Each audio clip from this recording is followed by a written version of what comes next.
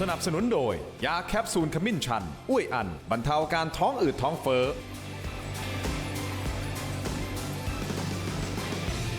สวัสดีครับตอนรับทุกท่านเข้าสู่รายการถกไม่เถียงครับอีกไม่กี่วันก็จะเข้าสู่คูหาเลือกตั้งแล้วนะฮะในวันที่ 8 กุมภาพันธ์ที่จะถึงนี้นะฮะโค้งสุดท้ายท้ายสุดจริงๆดุเดือดร้อนแรงนะครับการเมืองก็มีการสาดโคลนบูลลี่กันกระหน่ำนะฮะบนเวทีปราศัยแบบไม่เกรงใจใครเลยทีเดียวแล้วก็มีบางพรรคนะฮะที่จะต้องถูกจับตาเฝ้ามองนะเพราะว่ามีบางคนผู้สมัครบางคนนะครับอาจจะไปพัวพันเกี่ยวกับเรื่องของการพนัน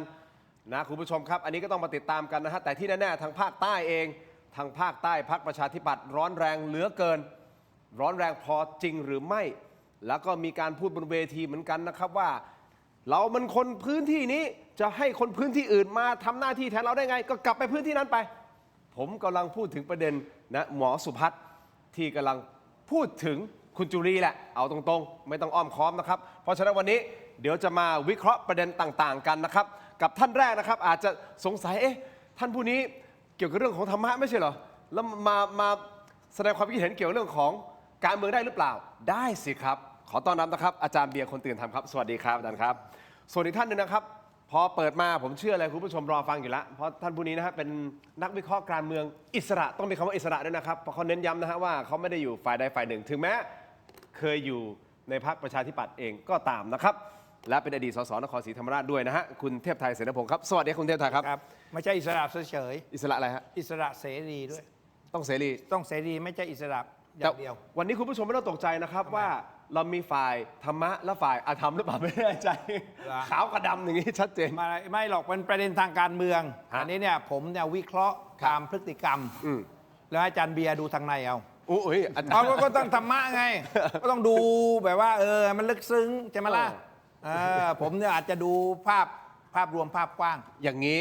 คุณเทพไทยถ้ามุมของการเมืองเราวิเคราะห์กันได้อยู่แล้วถูกต้องไหมครับเพราะเป็นนักการเมืองแต่ในทางธรรมเนี่ยก็มีการวิเคราะห์ที่ผมฟังโทษนะฮะเวทีดีเบตนะฮะของคุณเมย์นะที่อาจารย์เบียร์ไปนะครับแล้วก็มีบางช่วงบางตอนที่อาจารย์เบียร์พูดแล้วมันก็สะกิดบางอย่างเหมือนกันนะคืออยากจะเห็นนักการเมืองไม่ต้องสาดโคลนใส่กันนึกออกไหมครับไม่ใช่ว่าเอาความไม่ดีของเขาแล้วก็มาพูดว่าเขาไม่ดี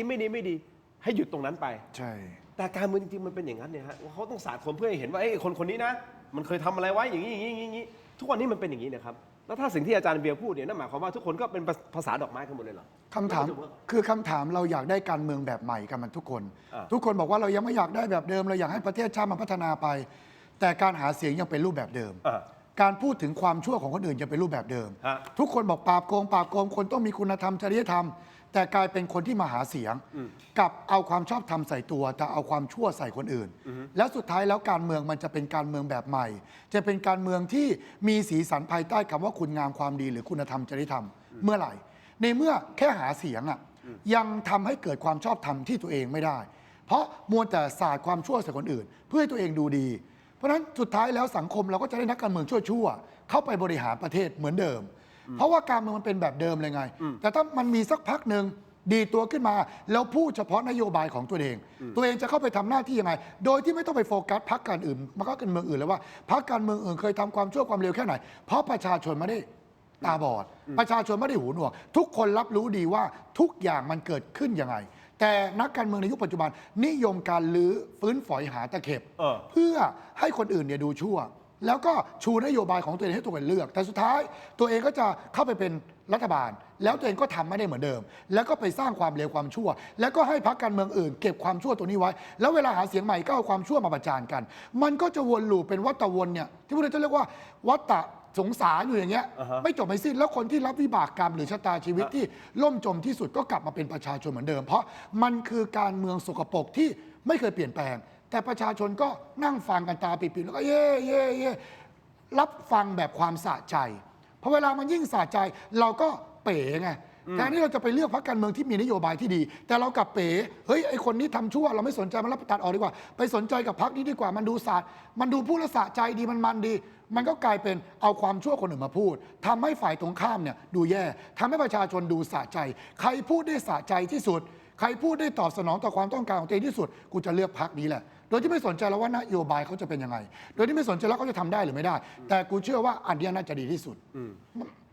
อันนี้คือมุมอาจารย์เบียร์นะฮะคุณเทพไทยถ้ามันเป็นอย่างนั้นจริงๆไม่ จะโดดเด่นไหมพรรคนั้นน่ะหมายถึงว่าพูดแต่เรื่องนโยบายนั้นเราก็ไม่ได้ศาสตร์คนเพราะมันเป็นเทคนิคหาเสียงมาตลอดถูกต้องไหม ต้องเข้าใจอาจารย์เบียร์ ฮะ เพราะอาจารย์เบียร์เนี่ยขนาดใส่ชุดเนี่ยยังรู้แล้ว ชุดขาว ครับ บริสุทธิ์ ฮะ จิตใจสะอาด ครับ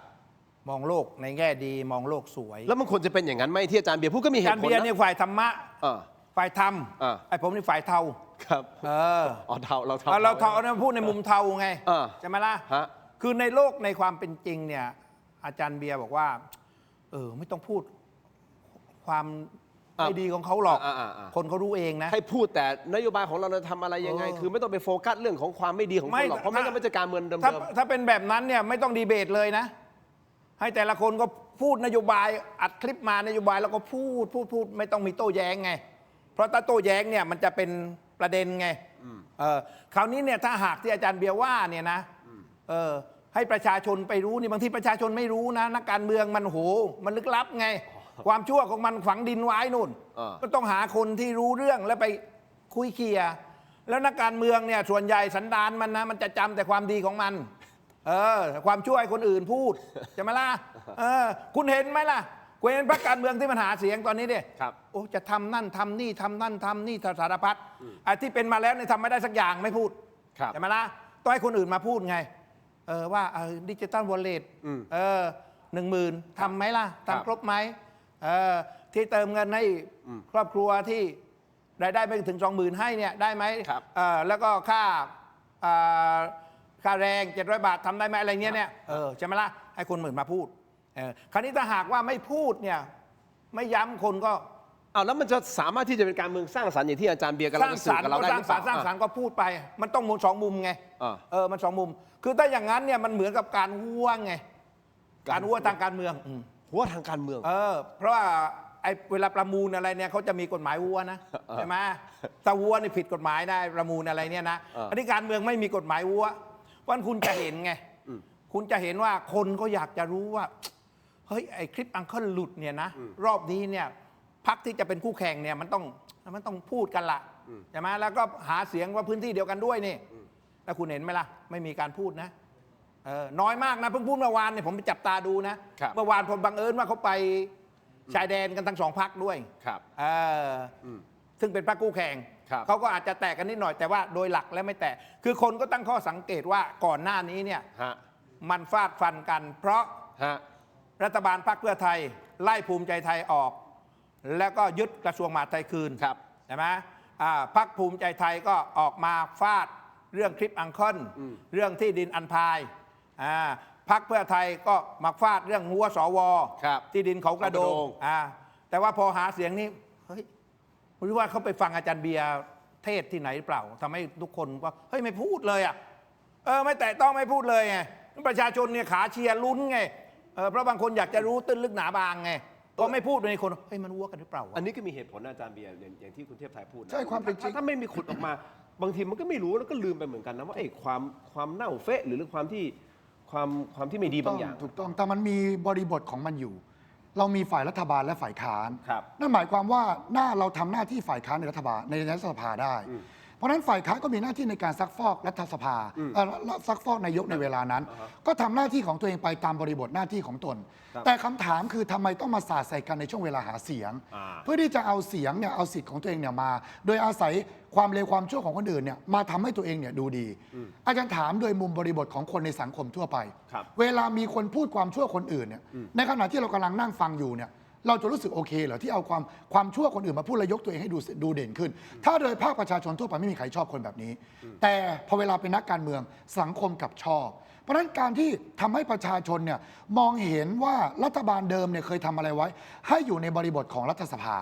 แล้วก็เอามาเปิดเผยกันตามความเป็นจริง โดยมีบทบาทและหน้าที่ที่รับมอบหมาย จากประชาชนที่ประชาชนให้อำนาจไป ในการซักฟอกรัฐบาล อันนี้เป็นเรื่องที่ทำถูกต้องแล้ว แต่คำถามบางอันเนี่ยซุกเอาไว้ใต้พรม แต่รอเวลาเลือกตั้งค่อยแฉออกมาทำไมไม่แฉตั้งแต่ตอนแรกล่ะ แสดงว่าการที่เขาเปิดเผยความชั่วของคนอื่นออกมา มันมีนัยยะว่าเขาจะได้ผลประโยชน์จากเหตุนี้ เขาจึงอาศัยความชั่วนี้เพื่อได้คะแนนเสียงของตัวเอง ดังนั้นการที่เขาพูดความชั่วของคนอื่น เพื่อให้ตัวเองได้ดีได้ผลประโยชน์จากชื่อเสียง ก็แสดงว่าเขาก็ชั่วไม่ต่างไอ้ความชั่วนี้เหมือนกันสุดท้ายมันก็เลยกลายเป็นเราก็มาเลือกไอ้คนที่ชั่ว หรืออาจจะชั่วกว่าด้วยซ้ำเอาเข้าไปนั่งในสภา แล้วสุดท้ายมันก็เลยมีความชั่วต่อๆกันมาเรื่อยๆเพราะฉะนั้นสุดท้ายแล้วเนี่ยประชาชนถ้าพอจะมีคุณธรรมจริยธรรมอยู่บ้าง เวลามองภาพการเมืองแบบเนี้ยถ้าเรามองแบบมีธรรม ครับ เราจะสามารถมองได้ว่าเฮ้ยความเป็นจริงแล้วเนี่ยถ้าเราลองเปลี่ยนดูว่าอันไหนก็ตามที่เราดูแล้วเขาพูดออกมาเนี่ยเขาไม่พูดความชั่วคนอื่น ส่วนดีเบตเป็นเรื่องของดีเบตไป ถ้ามันมีการจุดประเด็น เราสามารถตอบได้ ถ้ามีคนโต้มาเราก็อธิบายขยายความไปอย่างที่มันถูกต้อง เพราะฉะนั้นพระพุทธเจ้าเนี่ยจึงวางหลักเกณฑ์ไว้ว่า ความชั่วคนอื่นไม่พูด แม้มีคนพยายามถามแต่ความชั่วตัวเองเนี่ยประกาศเลยคำถามคือจะมีพรรคการเมืองพรรคไหนไหมที่จะกล้าพูดความเลวของตัวเอง ว่าตัวเองเคยทำความชั่วความเลวผมมีความผิดพลาดเรื่องนี้มา วันนี้ผมขอเข้าไปแก้ไขใหม่ ว่าผมจะทำให้ดีขึ้นกว่าเดิม1 2 3 4 5ผมเคยมีประสบการณ์ในการกระทำแบบนี้มา ว่ามันล้มเหลวแต่ผมจะกลับมาแก้ไขให้มันดีขึ้นกว่าเดิม แล้วจะทำเป็น1 2 3 4จะทำยังไง ถ้ามันมีสักพักหนึ่งแบบนี้ มันก็น่าลองเหมือนกันนะถ้าอาจารย์ดูมันจริงๆเนี่ยให้ทุกคนตัดสินเองอาจารย์ไม่ขอบอกว่าพรรคไหน แต่มันก็พอจะมีอยู่บางพรรคที่บางทีเนี่ยอาจจะไม่ได้พูดความชั่วคนอื่นเยอะมาก แต่ก็สามารถพูดนโยบายตัวเองจนชักจูงให้คนอื่นสามารถเข้าใจได้ อย่างนี้ก็มีเหมือนกัน คุณเทพไทยคิดว่าจะมีไหมในอนาคตแล้วกันผมไม่รู้ยุคนี้ไม่มีแล้วไม่เห็นแล้วแต่หมายถึงอนาคตจะมีไหมสักพรรคการเมืองที่ออกมาบอกว่าโอเคในอดีตผมพลาดข้อนี้แหละผมขอโทษ ผมจะขอปรับปรุงตัวเองใหม่มีไหมจะมีไหมเป็นไปได้ไหม คือมันจะยากนะ ก็คือด้วยความของอาจารย์เบียร์คือว่าผมว่ามันต้องแยกนะว่าการพูดความชั่วของคนอื่นเนี่ยคือถ้าพูดด้วยความใส่ร้ายนะใส่ร้ายป้ายสีเนี่ยอันเนี้ยผมว่าไม่ควรแต่ว่าถ้าเอาความจริงมาเปิดเผยมาตีแผ่เนี่ยอันเนี้ยให้ประชาชนได้รับรู้ก็ต้องยอมรับว่าประชาชนเหมือนกับเนี่ยพูดธรรมะซะหน่อยไหมเหมือนดอกบัวมันมีระดับที่อยู่ในโคลนตมใช่ไหมที่จะเหนือน้ำที่จะอยู่กลางน้ำที่จะเป็นเหยื่อปูเหยื่อปลาอะไรอย่างเงี้ยนะมันมีหลายระดับไงเพราะฉะนั้นมันไม่มีใครรู้แจ้งเห็นจริงแบบอาจารย์เบียร์ไงเพราะฉะนั้นเนี่ยมันต้องเอาความจริงมาพูด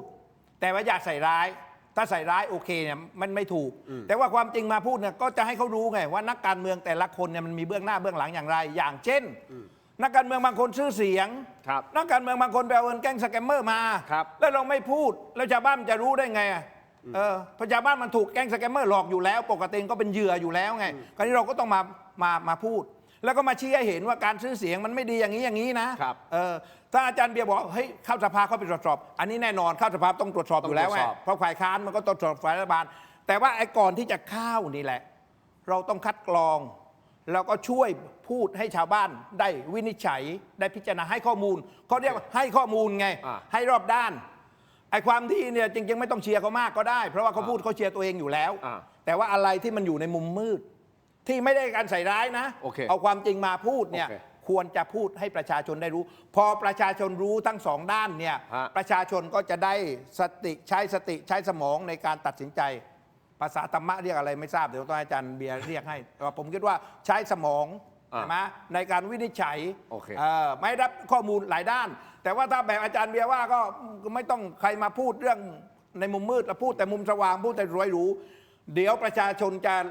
เห็นกงจักรเป็นดอกบัวไงเอาอย่างนี้เดี๋ยวคงได้พูดเพิ่มเติมในประเด็นนี้แล้วจะมีตัวอย่างขึ้นมาเราจะเรียนถามทั้งสองท่านนะครับว่าคิดเห็นอย่างไรแต่สิ่งแน่ๆที่มันเกิดขึ้นณตอนนี้คือมีการพยายามแบ่งคนหรือเปล่าไม่แน่ใจบอกว่าเป็นประเภทที่รักชาติกับไม่รักชาติแบ่งแบบชัดเจนเลยอันนี้คือการสร้างความแตกแยกในสังคมใช่หรือไม่ถ้าเป็นแบ่งคนอย่างนั้นคุณผู้ชมสองท่านคิดเห็นอย่างไร และบนเวทีนะฮะล่าสุดเองนะครับเมื่อวันที่4ที่ผ่านมานะครับบนเวทีดีเบตจุดเปลี่ยนประเทศไทยที่อบจ.สงขลานี่เองนะครับนัดสุดท้ายก่อนการเลือกตั้งนี่นะฮะบรรยากาศเป็นไปอย่างดุเดือดซึ่งในช่วงของการตอบคำถามนโยบายความรักชาติโดยคุณพิพัฒน์รัชกิจประการรองหัวหน้าพรรคภูมิใจไทยเองนี่แหละระบุบอกว่าชาติประกอบไปด้วยอาณาเขตวัฒนธรรมและผู้นำพร้อมกล่าวเน้นย้ำว่าใครรักชาติก็เลือกฝั่งรักชาติใครไม่รักชาติก็ไปเลือกอีกฝั่งหนึ่งให้มันชัดเจนไปเลยเดี๋ยวไปชมคลิปนี้กันนะครับขอบคุณเนชั่นด้วยนะฮะเปิดครับการเมืองแบ่งออกเป็นสองฝากแต่ถ้าใครคิดว่าตัวเองรักชาติก็อย่าเดือดร้อนเพราะผมไม่ได้กำหนดว่าใครคือคนรักชาติหรือไม่รักชาติแต่ถ้าท่านยอมมาตอบโต้แสดงว่าท่านมีความรู้สึกว่าตัวเองไม่ได้รักชาติ ถูกไหมครับ อย่างนั้นเลยใช่ไหมฮะ นี่คือสิ่งต่างๆ ที่ผมสื่อสารออกไปอะครับ ครับ เพราะผมไม่ได้ระบุว่าคือใคร แต่ชาติของผมมันมีคำจำกัดความอยู่แล้วว่าชาติคืออะไร ครับ ใช่ไหมครับ แต่เกิดมาเป็นคนไทย ผมมั่นใจว่าทุกคนรักชาติ แต่วันนี้เนี่ยมีคนพยายามที่จะตะแบงของคำว่าชาติ อันนี้คือจะใช้สิทธิภาคพิงด้วยใช่ไหม ใช่ค่ะ เพราะว่าคนที่ ขอบคุณคลิปจากเนชั่นอีกครั้งหนึ่งนะครับ พูดแบบนี้แน่นอนคุณกรณ์จติกาวานิชก็ขึ้นมาพูดเหมือนกันนะฮะ บอกเฮ้ยแบบนี้มันไม่ได้นะ คุณกำลังสร้างความแตกแยก สร้างความสับสนพร้อมเรียกร้องให้คุณพิพัฒน์เนี่ยแสดงความรับผิดชอบนะครับ ฟังเสียงบนช่วงบนตอนของคุณกรณ์ครับ นะฮะคือใช้สิทธิพาดพิงในฐานะที่ผมเองก็ออกมาตอบโต้เหมือนกันนะครับว่าวาทกรรมการแบ่งระหว่างคนที่รักชาติไม่รักชาติเนี่ยมันไม่ควรที่จะเกิดขึ้นในช่วงการเลือกตั้งนะครับคราวนี้ประเด็นที่สำคัญคืออย่างนี้ครับวันนี้เราอยู่ด้วยกันตรงนี้และเพื่อให้เรื่องนี้จบไปเนี่ยครับท่านพิพัฒน์หลังจากที่พูดไปแล้วเนี่ยขอโทษนะครับแต่ท่านไม่รับผิดชอบต่อความพูดของท่านนะฮะวันนี้ท่านมาบอกว่าท่านไม่ได้เจาะจงจะว่าใครนะฮะซึ่งอันนี้นี่ยิ่งแย่ใหญ่เลยนะครับยิ่งแย่ใหญ่เลยเพราะว่าท่านพูดขึ้นมาทำไมนะฮะพูดขึ้นมาให้สังคมสับสนพูดขึ้นมาให้เกิดความแตกแยกเฉยๆนะโดยที่ท่านอ้างว่าท่านไม่มีใครในใจนะซึ่งถ้าท่านไม่มีใครในใจวันนี้เนี่ยพวกเราก็อยู่บนเวทีนี้กันหมดท่านบอกเลยไหมครับว่าสุดท้ายแล้วจริงๆเนี่ยท่านเห็นว่าทุกพรรครักชาติกันหมดจะได้จบครับ เดี๋ยวคุณกรณ์อยู่เลยค่ะ อันนี้นะครับ เดี๋ยวเป็นคนตอบ ผมก็ขอเรียนอย่างตรงไปตรงมานะครับ ผมไม่สามารถใช้คำนั้นได้ เพราะผมคิดว่าบางพรรคก็รักชาติ บางพรรคก็ไม่ได้รักชาติอย่างจริงจัง คุณผู้ชมครับทั้งสองท่านคิดเห็นอย่างไร การที่จะไปแบ่งคนว่าคนรักชาติกับคนไม่รักชาติ คือแบ่งชัดเจนเลยอ่ะแบบนี้มันเป็นแท็กติกเป็นเทคนิคที่ถ้าในมุมของธรรมะเนี่ยมันบาปหรือเปล่าเหมือนไปตีคนตีตราคนว่าคุณไม่รักชาติ อาจารย์เบียร์คิดอย่างไร คุณเทพไทยคิดในประเด็นนี้นะฮะนี่เป็นประเด็นใหญ่นะเพราะมันถูกหยิบยกขึ้นมาเนี่ยเป็นสัปดาห์แล้วนะฮะในการแบ่งคนนะครับ ประเด็นแรกอีกประเด็นหนึ่งครับพรรคกล้าทำช่วงนี้น่าจะเหนื่อยหนักนะฮะเพราะถูกขุดคุยนะครับ4 คนด้วยกันครับผู้สมัครสสของพรรคกล้าทำนะครับขุดคุยเรื่องอะไรบ้าง มีคดีเกี่ยวกับเรื่องของการพนันบ้างแหละนะฮะเรื่องของมีการอายัดทรัพย์บ้างแหละเอาละคุณผู้ชมช่วงหน้ากลับมาฟังกันต่อถกไม่เถียงครับ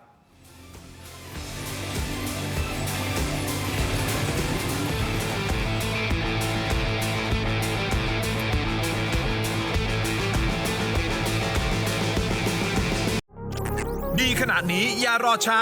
สายเกม สายลงทุน สาย AI สายเทคต้องไม่พลาด ลดราคาพิเศษให้ทันที 2,000 บาท BrainTech Tri Screen จอเสริมอัจฉริยะ เปลี่ยนโน้ตบุ๊กธรรมดาให้ทำงานพร้อมกันได้ถึง 4 จอ ดีไซน์พับเก็บง่าย พกพาสะดวก มี 2 รุ่นให้เลือก 17,900 บาทสำหรับรุ่น 14 นิ้ว และ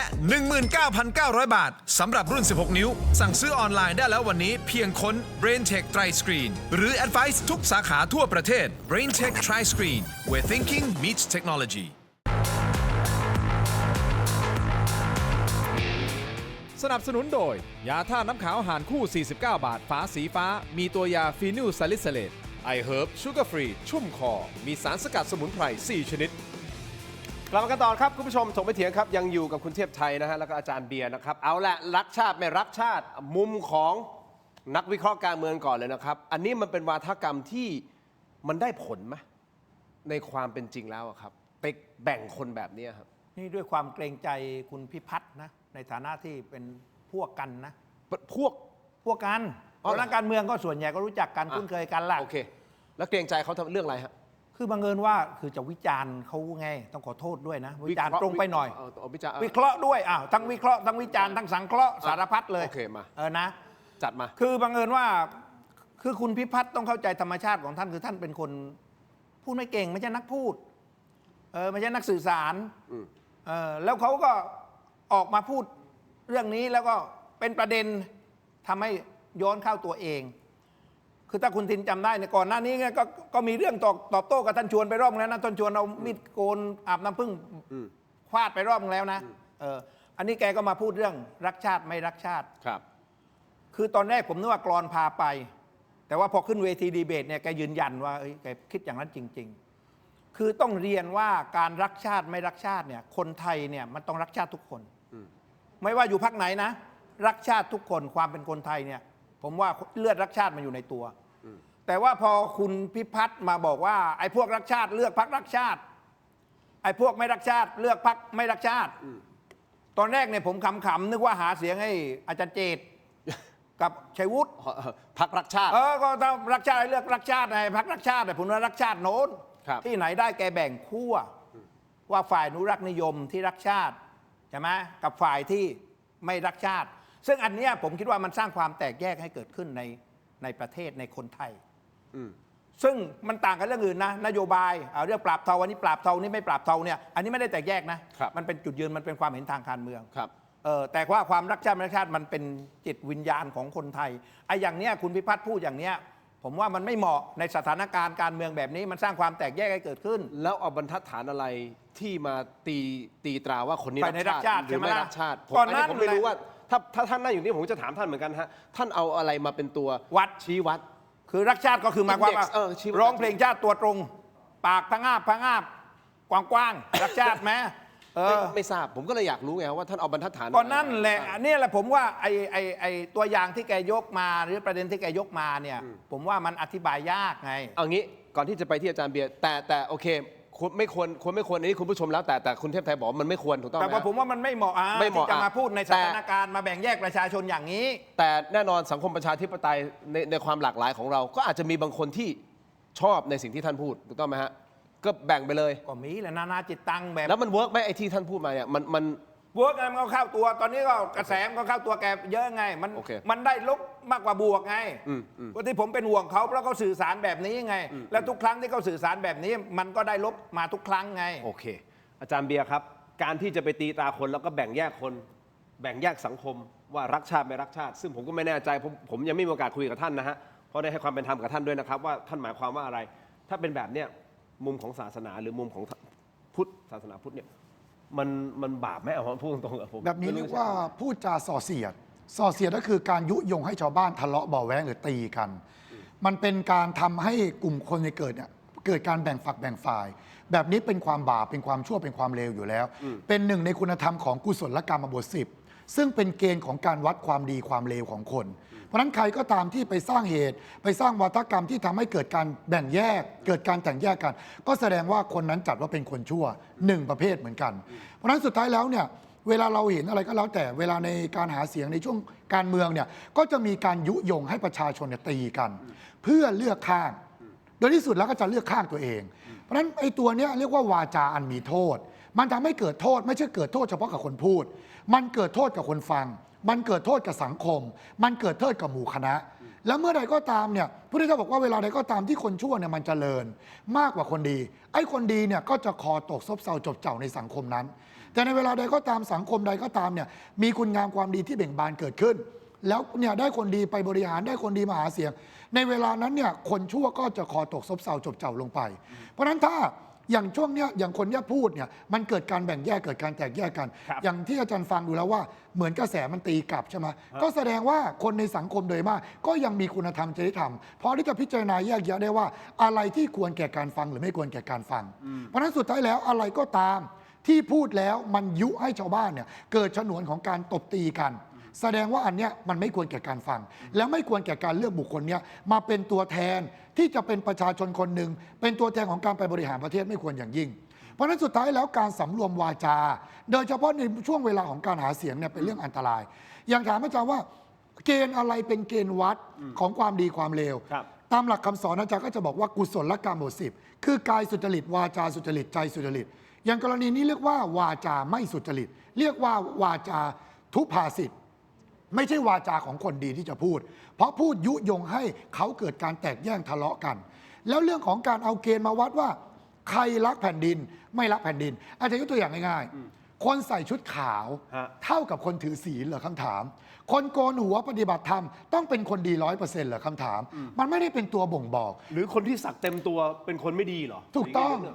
มันเป็นฟิลนั้นไง เพราะฉะนั้นเขาพยายามจะบอกว่าการที่เขาพูดถึงสถาบันใดสถาบันหนึ่งการที่เขาพูดถึงว่าเขารักแบบนั้นรักแบบนี้ หรือจะอะไรก็แล้วแต่ เท่ากับเขารักแผ่นดิน แต่คนที่พยายามด้อยค่าทหารหรืออะไรก็แล้วแต่เท่ากับไม่รักแผ่นดิน หรือใครที่เลือกกลุ่มใดกลุ่มหนึ่งก้อนใดก้อนหนึ่งเท่ากับไม่รักอาจารย์ก็มองว่าแบบนี้มันเป็นวาจาที่ยุบางทีเขาอาจจะไม่ได้มีเจตนาในการที่คือช่วงเวลาของการเมืองอะถ้าคนมีคุณธรรม มันควรต้องร่วมมือกัน ในการทำให้นโยบายใครก็ได้ที่เป็นนโยบายที่ดีชูออกมาเพื่อให้ช่วยกันในการทำให้ประชาชนประเทศชาติมันเจริญขึ้น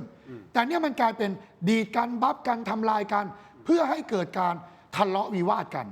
เวลาในเวทีดีเบตเวลาดีเบตกันก็ดูเหมือนกัดกันตลอดเวลาเหมือนทะเลาะกันตลอดเวลา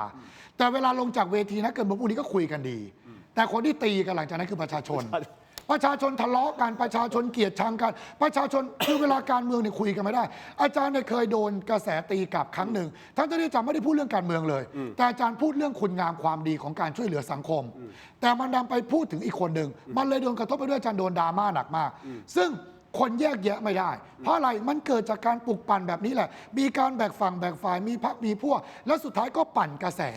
ให้ตัวเองเนี่ยดูโดดเด่นแต่ทำลายคนอื่นให้ดูชั่วลงคำถามคือต่อให้เป็นกระแสตีกลับแต่จะมีบางกลุ่มบางคนที่ลักษณะเขาเรียกว่าธาตุย่อมเข้ากันได้ดีโดยความเป็นธาตุธาตุชั่วจะเข้าได้ดีกับคนชั่วธาตุดีจะเข้าได้ดีกับคนดีเพราะฉะนั้นมันก็จะมีกลุ่มของเขาที่พอเวลาคนพูดแบบนี้ก็จะมีกลุ่มที่ชอบคนแบบนี้เหมือนกันเพราะฉะนั้นอาจารย์ก็เลยบอกว่าแบบนี้เรียกไม่ใช่ธรรมเรียกอาธรรมไม่ใช่วาจาของสัตบุรุษเป็นวาจาของอสัตบุรุษนี่วันนี้ไม่เสียดายอาจารย์เบียร์ไม่เล่นการเมืองนี่ถ้าอาจารย์เล่นการเมืองนี่ผมย้ายไปเป็นหัวหน้าพรรคโน้นไงพรรคพระพุทธเจ้าไงมีตอนนั้นปี62มีพรรคพระพุทธเจ้าอยู่ไงมีใช่ไหมมีพระพุทธเจ้าพรรคพระพุทธเจ้าแม่จะนิมนต์อาจารย์เบียร์ไปเป็นหัวหน้าเสียดายอาจารย์ไม่เล่นการเมืองพระ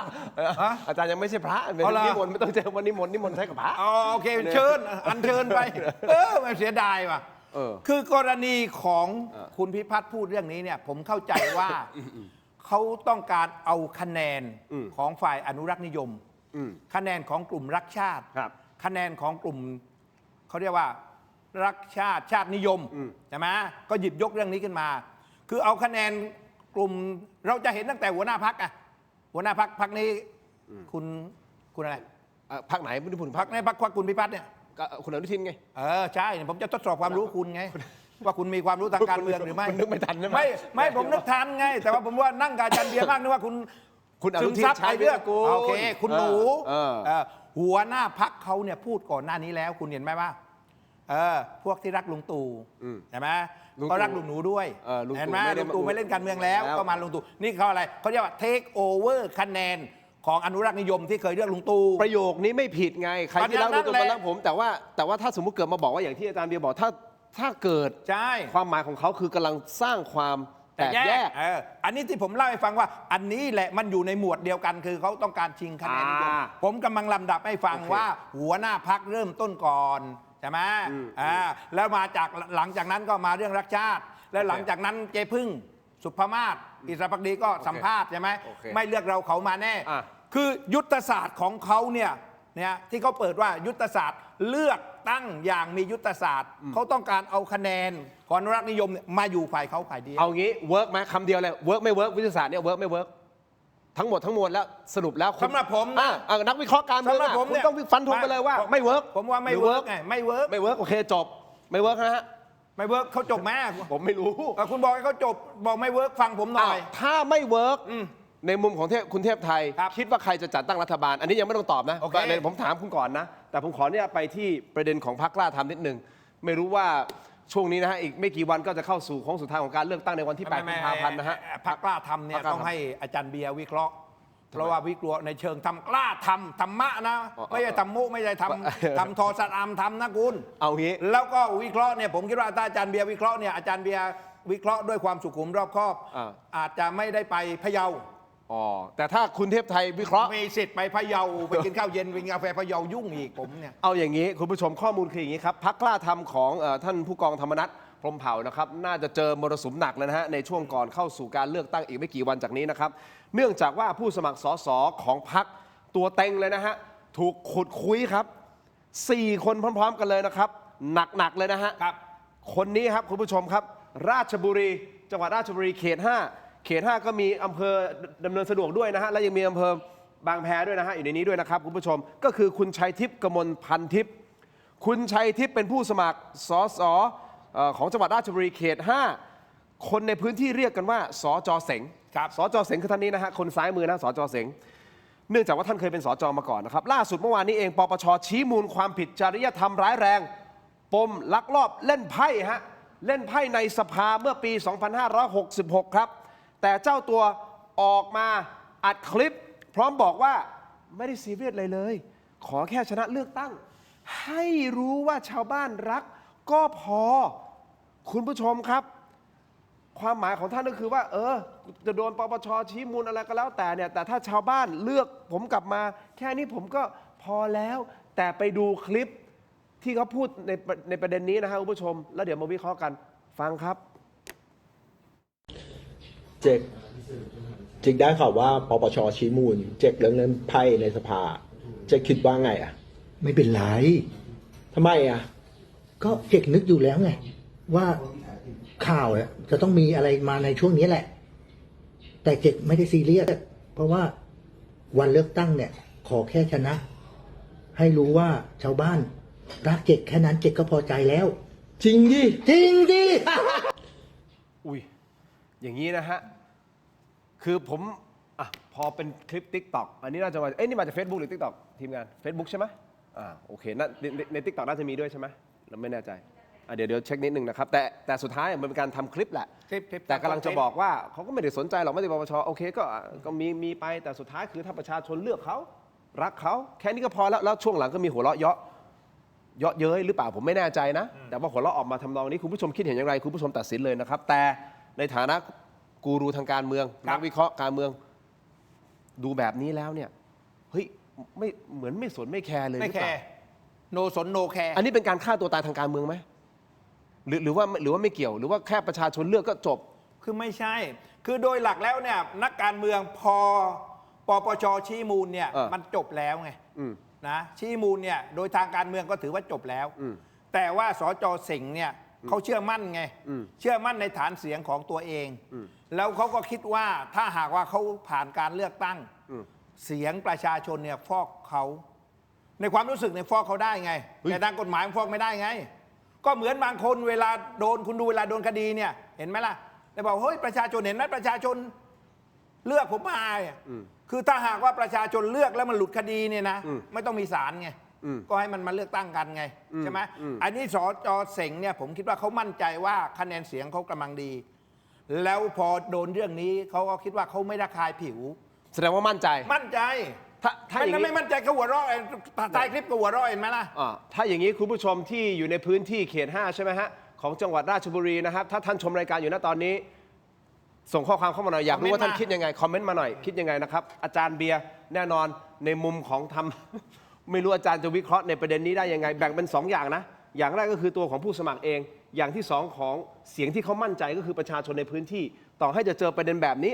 บางทีเขาอาจจะมองเป็นเรื่องเล็กก็ได้นึกออกว่าก็เล่นไพ่แล้วยังไงแต่อย่าลืมนะฮะอันนี้คือท่านเป็นผู้แทนอันทรงเกียรตินะครับในสถานที่อันทรงเกียรติแล้วไปนั่งเล่นไพ่ในนั้นเนี่ยมันใช่หรือไม่อาจารย์เบียร์คิดเห็นยังไงคุณผู้ชมผมขออนุญาตนิดเดียวผมต้องเบรกสั้นๆนิดเดียวแล้วเดี๋ยวกลับมาฟังอาจารย์เบียร์ในประเด็นนี้นะครับเดี๋ยวเราวิเคราะห์กันต่ออีกหลากหลายประเด็นยังมีประเด็นของเสียงคุณอนุทินที่จริงๆแหละปราศัยไปแล้วแหละสุพรรณบุรีแล้วท่านพูดถึงบรรพบุรุษก็คือท่านบรรหารในมุมของทั้งสองท่านนะที่เอามาโทษนะด้วยความเคารพท่านบรรหารนะครับและพี่ท็อปด้วยนะฮะแต่ท่านพูดบนเวทีแล้วเหมือนแบบอะไรเรียนเชิญท่านมาอยู่ในถ้วยแก้วอะไรคิดเห็นอย่างไรมุมธรรมะด้วยนะวันนี้ไหนๆอาจารย์เบียร์มาละพักสักครู่ครับช่วงหน้ากลับมาติดตามครับ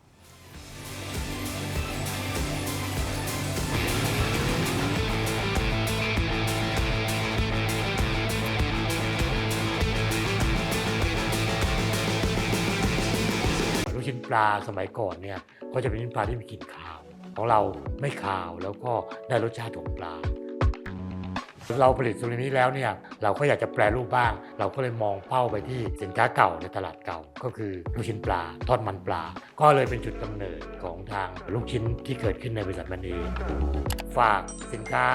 ของแมนนีเรานะครับอยู่ในใจของผู้บริโภคทุกท่านสั่งซื้อทางไทยแลนด์โพสต์มาร์ทนะครับสวัสดีครับผมชัยพัฒน์สีทองนะครับผู้จัดการฝ่ายไปรษณีย์เขต 8เราได้ ช่วยชุมชนในการนำสินค้านะครับที่ชุมชนผลิตนะครับเข้าสู่การจำหน่ายผ่าน thailandpostmart.com นะครับ อยากจะฝากสินค้าของชุมชนบ้านปากน้ำปากพญาให้กับพี่น้องนะครับที่อยู่ทั่วประเทศไทยนะครับช่วยกันสนับสนุนช่วยกันอุดหนุนนะครับโดยผ่านไปรษณีย์ไทยนะครับเพื่อที่จะให้ชุมชนได้เกิดความยั่งยืน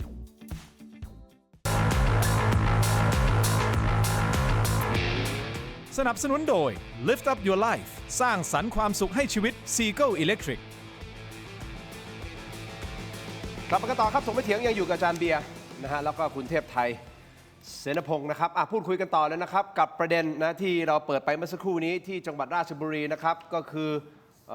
สจ.เสงนะฮะที่ท่านอดีตเป็นสจ.นะฮะก็เลยติดปากชาวบ้านเรียกว่าสจ.เสงก็มีความมั่นใจเหลือเกินนะครับถึงแม้ปปช.จะชี้มูลความผิดจริยธรรมร้ายแรงในการเล่นไพ่ในสภาก็ตามนะท่านก็มั่นใจว่ายังไงชาวบ้านก็เลือกแหละใช่ไหมก็บอกให้ขอให้ชาวบ้านเลือกก็พอ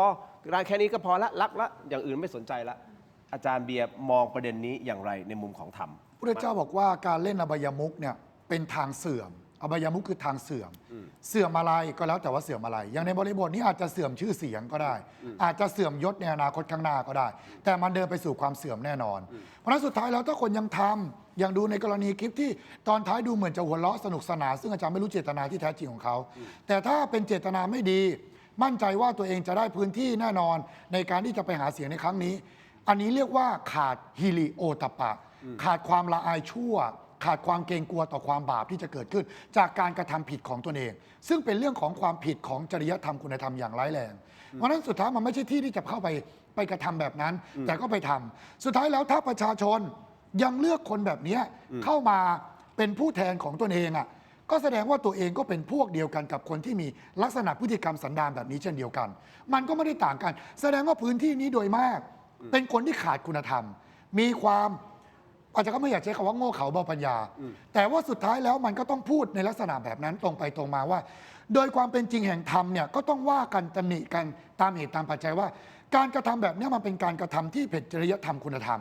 ตัวเองเป็นผู้นำอันทรงเกียรติเป็นตัวแทนอันทรงเกียรติของประชาชนแต่กลับไปทำพฤติกรรมที่ไม่สมควรแล้วยังมั่นใจ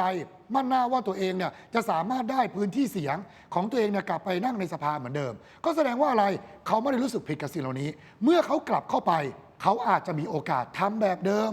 หรือทำมากกว่าเดิมยิ่งขึ้นไปก็ได้เพราะจะยังไม่เห็นมีลักษณะของการขอโทษยังมีลักษณะของการออกมาแสดงความรับผิดชอบว่าตัวเองจะรับผิดชอบกับบทบาทเหล่านี้ยังไงแสดงออกมาให้เห็นความละอายจากพฤติกรรมที่ตัวเองโดนชี้มูลความผิดเหล่านี้เพราะฉะนั้นสุดท้ายแล้วเนี่ยการกระทำแบบนี้ถ้าเรายังเลือกคนที่เรารู้สึกว่าไม่เป็นไรหรอกมันแค่นิดน้อยเองแต่เขายังทำประโยชน์ได้กับบ้านเมืองถ้าเรายังมองความผิดเพียงเล็กน้อยเป็นเรื่องที่ยอมรับได้สุดท้ายแล้วเขาจะทำเรื่องผิดใหญ่โตจนในที่สุดท้ายมันจะพาประเทศชาติบ้านเมืองล่มจมไปหมดจำไว้ว่าความผิดทุกอย่างมันเริ่มต้นจากสิ่งเล็กๆเพียงจุดเดียวไม้ขีดก้านเดียวเนี่ยจุดบ้านไฟไหม้ทั้งหลังได้เลยเพราะฉะนั้นเราจะให้คนแบบนี้ไปบริหารประเทศแม้เพียงจังหวัดเดียวมาบริหารจังหวัดเดียวก็ตามแต่สุดท้ายมันอยู่ในพวกพ้องเดียวกันเพราะฉะนั้นถ้าทั้งกลุ่มทั้งก้อนเนี่ยยอมรับคนนี้เข้าไปอยู่ในพรรคพวกของตัวเองพระพุทธเจ้าบอกว่าอย่าคบคนพาลให้คบบัณฑิตเพราะการคบคนพาลจะพาให้ตัวเองเนี่ยเดินสู่ความล่มจมชิบหายเพราะฉะนั้นพระพุทธเจ้าจึงสอนเราคบคนที่เป็นกัลยาณมิตรพาพรรคของเราหรือกลุ่มคณะของเราเนี่ยไปในทางที่เจริญไม่ไปทางเสื่อมเพราะฉะนั้นพรรคเนี่ยก็ต้องพิจารณาคนด้วยนะไม่ใช่ปกป้องคนผิดเพราะฉะนั้นเวลามีคนผิดมีมูลความผิดอะไรเนี่ยควรจะสับเปลี่ยนคนนะไม่ใช่จะยังยืนยันดันทุลังเจ้าคนเนี้ยไปเข้าบริหารประเทศไปบริหารแล้วสุดท้ายแล้วพี่น้องประชาชนจะต้องยอมรับแบกหน้ากับไอ้คนประเภทแบบนี้ที่ผิดแล้วไม่คิดจะแก้ไขที่ผิดแล้วไม่รู้สึกเกิดความละอายคำถามคือความละอายชั่วและกลัวต่อบาปอยู่ตรงไหนแล้วสุดท้ายมันจะเปลี่ยนพฤติกรรมตัวเองได้ยังไงแต่ถ้าในความเป็นจริงแล้วคุณเทพไทยถ้าคนที่ทำพื้นที่เขาอาจจะเป็นคนที่ทำพื้นที่มาตลอดอาจจะทำคุณประโยชน์ให้พื้นที่ผมไม่รู้นะครับเพราะผมไม่รู้จักท่านเป็นการส่วนตัวแต่หมายถึงว่าคนในพื้นที่อาจจะสัมผัสถึงความจริงใจของท่านในการแก้ปัญหาของพ่อแม่พี่น้องชาวบ้านท่านเลยมีความมั่นใจแล้วชาวบ้านบอกเฮ้ยก็แค่เล่นไพ่หรือเปล่าผมไม่รู้นะก็โอเคไม่เป็นไรก็หลับก็ลืมตาข้างนึงหลับตาข้างนึงแบบนี้ได้ไหมว่าอยากให้สจ.เสงมาฟังอาจารย์เบียร์พูดผมเชื่อว่าที่เราไปฟังได้ฟังอะนี่ขนาดผมฟังผมจะบรรลุโสดาบันแล้วเนี่ยไม่แต่มันเป็นอย่างนั้นจริงนะฮะชาวบ้านพวกนี้อาจจะเป็นอย่างนั้นก็ได้นะอาจจะเป็นอย่างนั้นแต่ผมไม่รู้นะพูดไงว่าเลือกผู้แทนแบบไหนชาวบ้านจะเป็นแบบนั้น ผู้แทนเนี่ยนะบ่งบอกถึงชาวบ้านนะ คุณเป็นผู้แทนนะแล้วก็บุคลิกเป็นแบบนี้เนี่ย ครับ ชาวบ้านที่เลือกคุณมาเนี่ยไม่ห่างจากคุณมากหรอกเพราะฉะนั้นชาวบ้านต้องคิดให้ดี ครับ ถ้าจะเลือกผู้แทนมาเนี่ยมันสอให้เห็นถึงสันดานของคนในพื้นที่ว่ามันเป็นอย่างไรไงอันนี้คือกรณีสจ.เสงเนี่ยก็พอรู้จักนะผมก็พอรู้จักแหละเขาก็อยู่ในแวดวงการเมือง แต่ว่าเพียงแต่ว่าเราไม่ได้ใกล้ชิดมาก ครับ แต่ว่านักการเมืองเนี่ยโดยหลักแล้วเนี่ยพอปปชชี้มูลแล้วเนี่ย ครับ ต้องสงบเสงี่ยมเจียมตัวแล้วก็ต้องพิจารณาตัวเอง โอเค นั่นคือสิ่งที่เขาควรปฏิบัตินะครับ คุณผู้ชมครับ เดี๋ยวไปที่ออนไลน์ของเราตอนนี้นะสแกน QR Code หน้าจอนะครับ ไปที่ Terror Digital ใน YouTube นะครับ Facebook คือถกไม่เถียง เดี๋ยวไปถกกันต่อในออนไลน์นะครับ เพราะเวลาทางทีวีกำลังจะหมดลงแล้ว แต่สิ่งสำคัญคุณผู้ชมครับ ประเด็นคลิปเสียงหลุดจำได้ไหม คลิปเสียงหลุดเมื่อไม่กี่วันที่ผ่านมานะครับที่มีการปล่อยโดยทนายอั๋น หลายคลิปไหนอ่ะ ทนายอั๋นที่ปล่อยคลิปออกมาแล้วก็บอกว่าเอ้ยเนี่ยถ้าเลือกส้มจะมีปฏิวัติแน่นอน โอเค แดงเหรอแดงเขาบอกว่าเจ้านายไม่เอานายใหญ่ไม่เอา เราก็ไม่รู้นายไหนนะฮะแต่ไม่เอาอ้าวกลายเป็นคลิปนี้คือคนที่ถูกพาดพิงถึงก็ไปแจ้งความ บอกว่าคลิปนี้มันเป็น AI มันไม่ใช่ตัวเขาแต่คุณผู้ชมครับ วันนี้เอง คนที่อยู่ในคลิปมานั่งแถลง ก็ออกมาบอกคนที่คนอัดอะออกมาบอกอ๋อผมเป็นคนอัดคลิปเองครับ ใช่ แล้วก็ยืนยันว่าเป็นคลิปจริงเอาสิครับคุณผู้ชม เดี๋ยวเรา ตามไปใช่ไหม วิเคราะห์กันในตามไปในออนไลน์ใช่ ก็ ไหม ไม่เลยออนไลน์ตอนนี้เลยนะฮะอาซาทีวีนะฮะคุณผู้ชมครับขอบคุณครับ โอเค อาจารย์เบียร์ครับขอบคุณครับ สวัสดีครับ เจอกันในออนไลน์ถกไม่เถียงครับสวัสดีครับ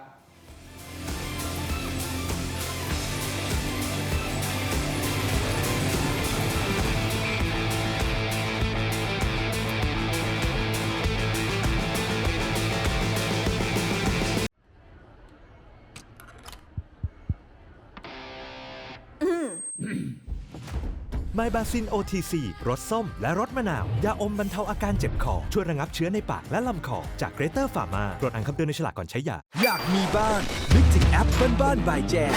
มีซับให้เลือกมากกว่า 5,000 รายการ ดาวน์โหลดได้แล้ววันนี้ ทั้งระบบ iOS และ Android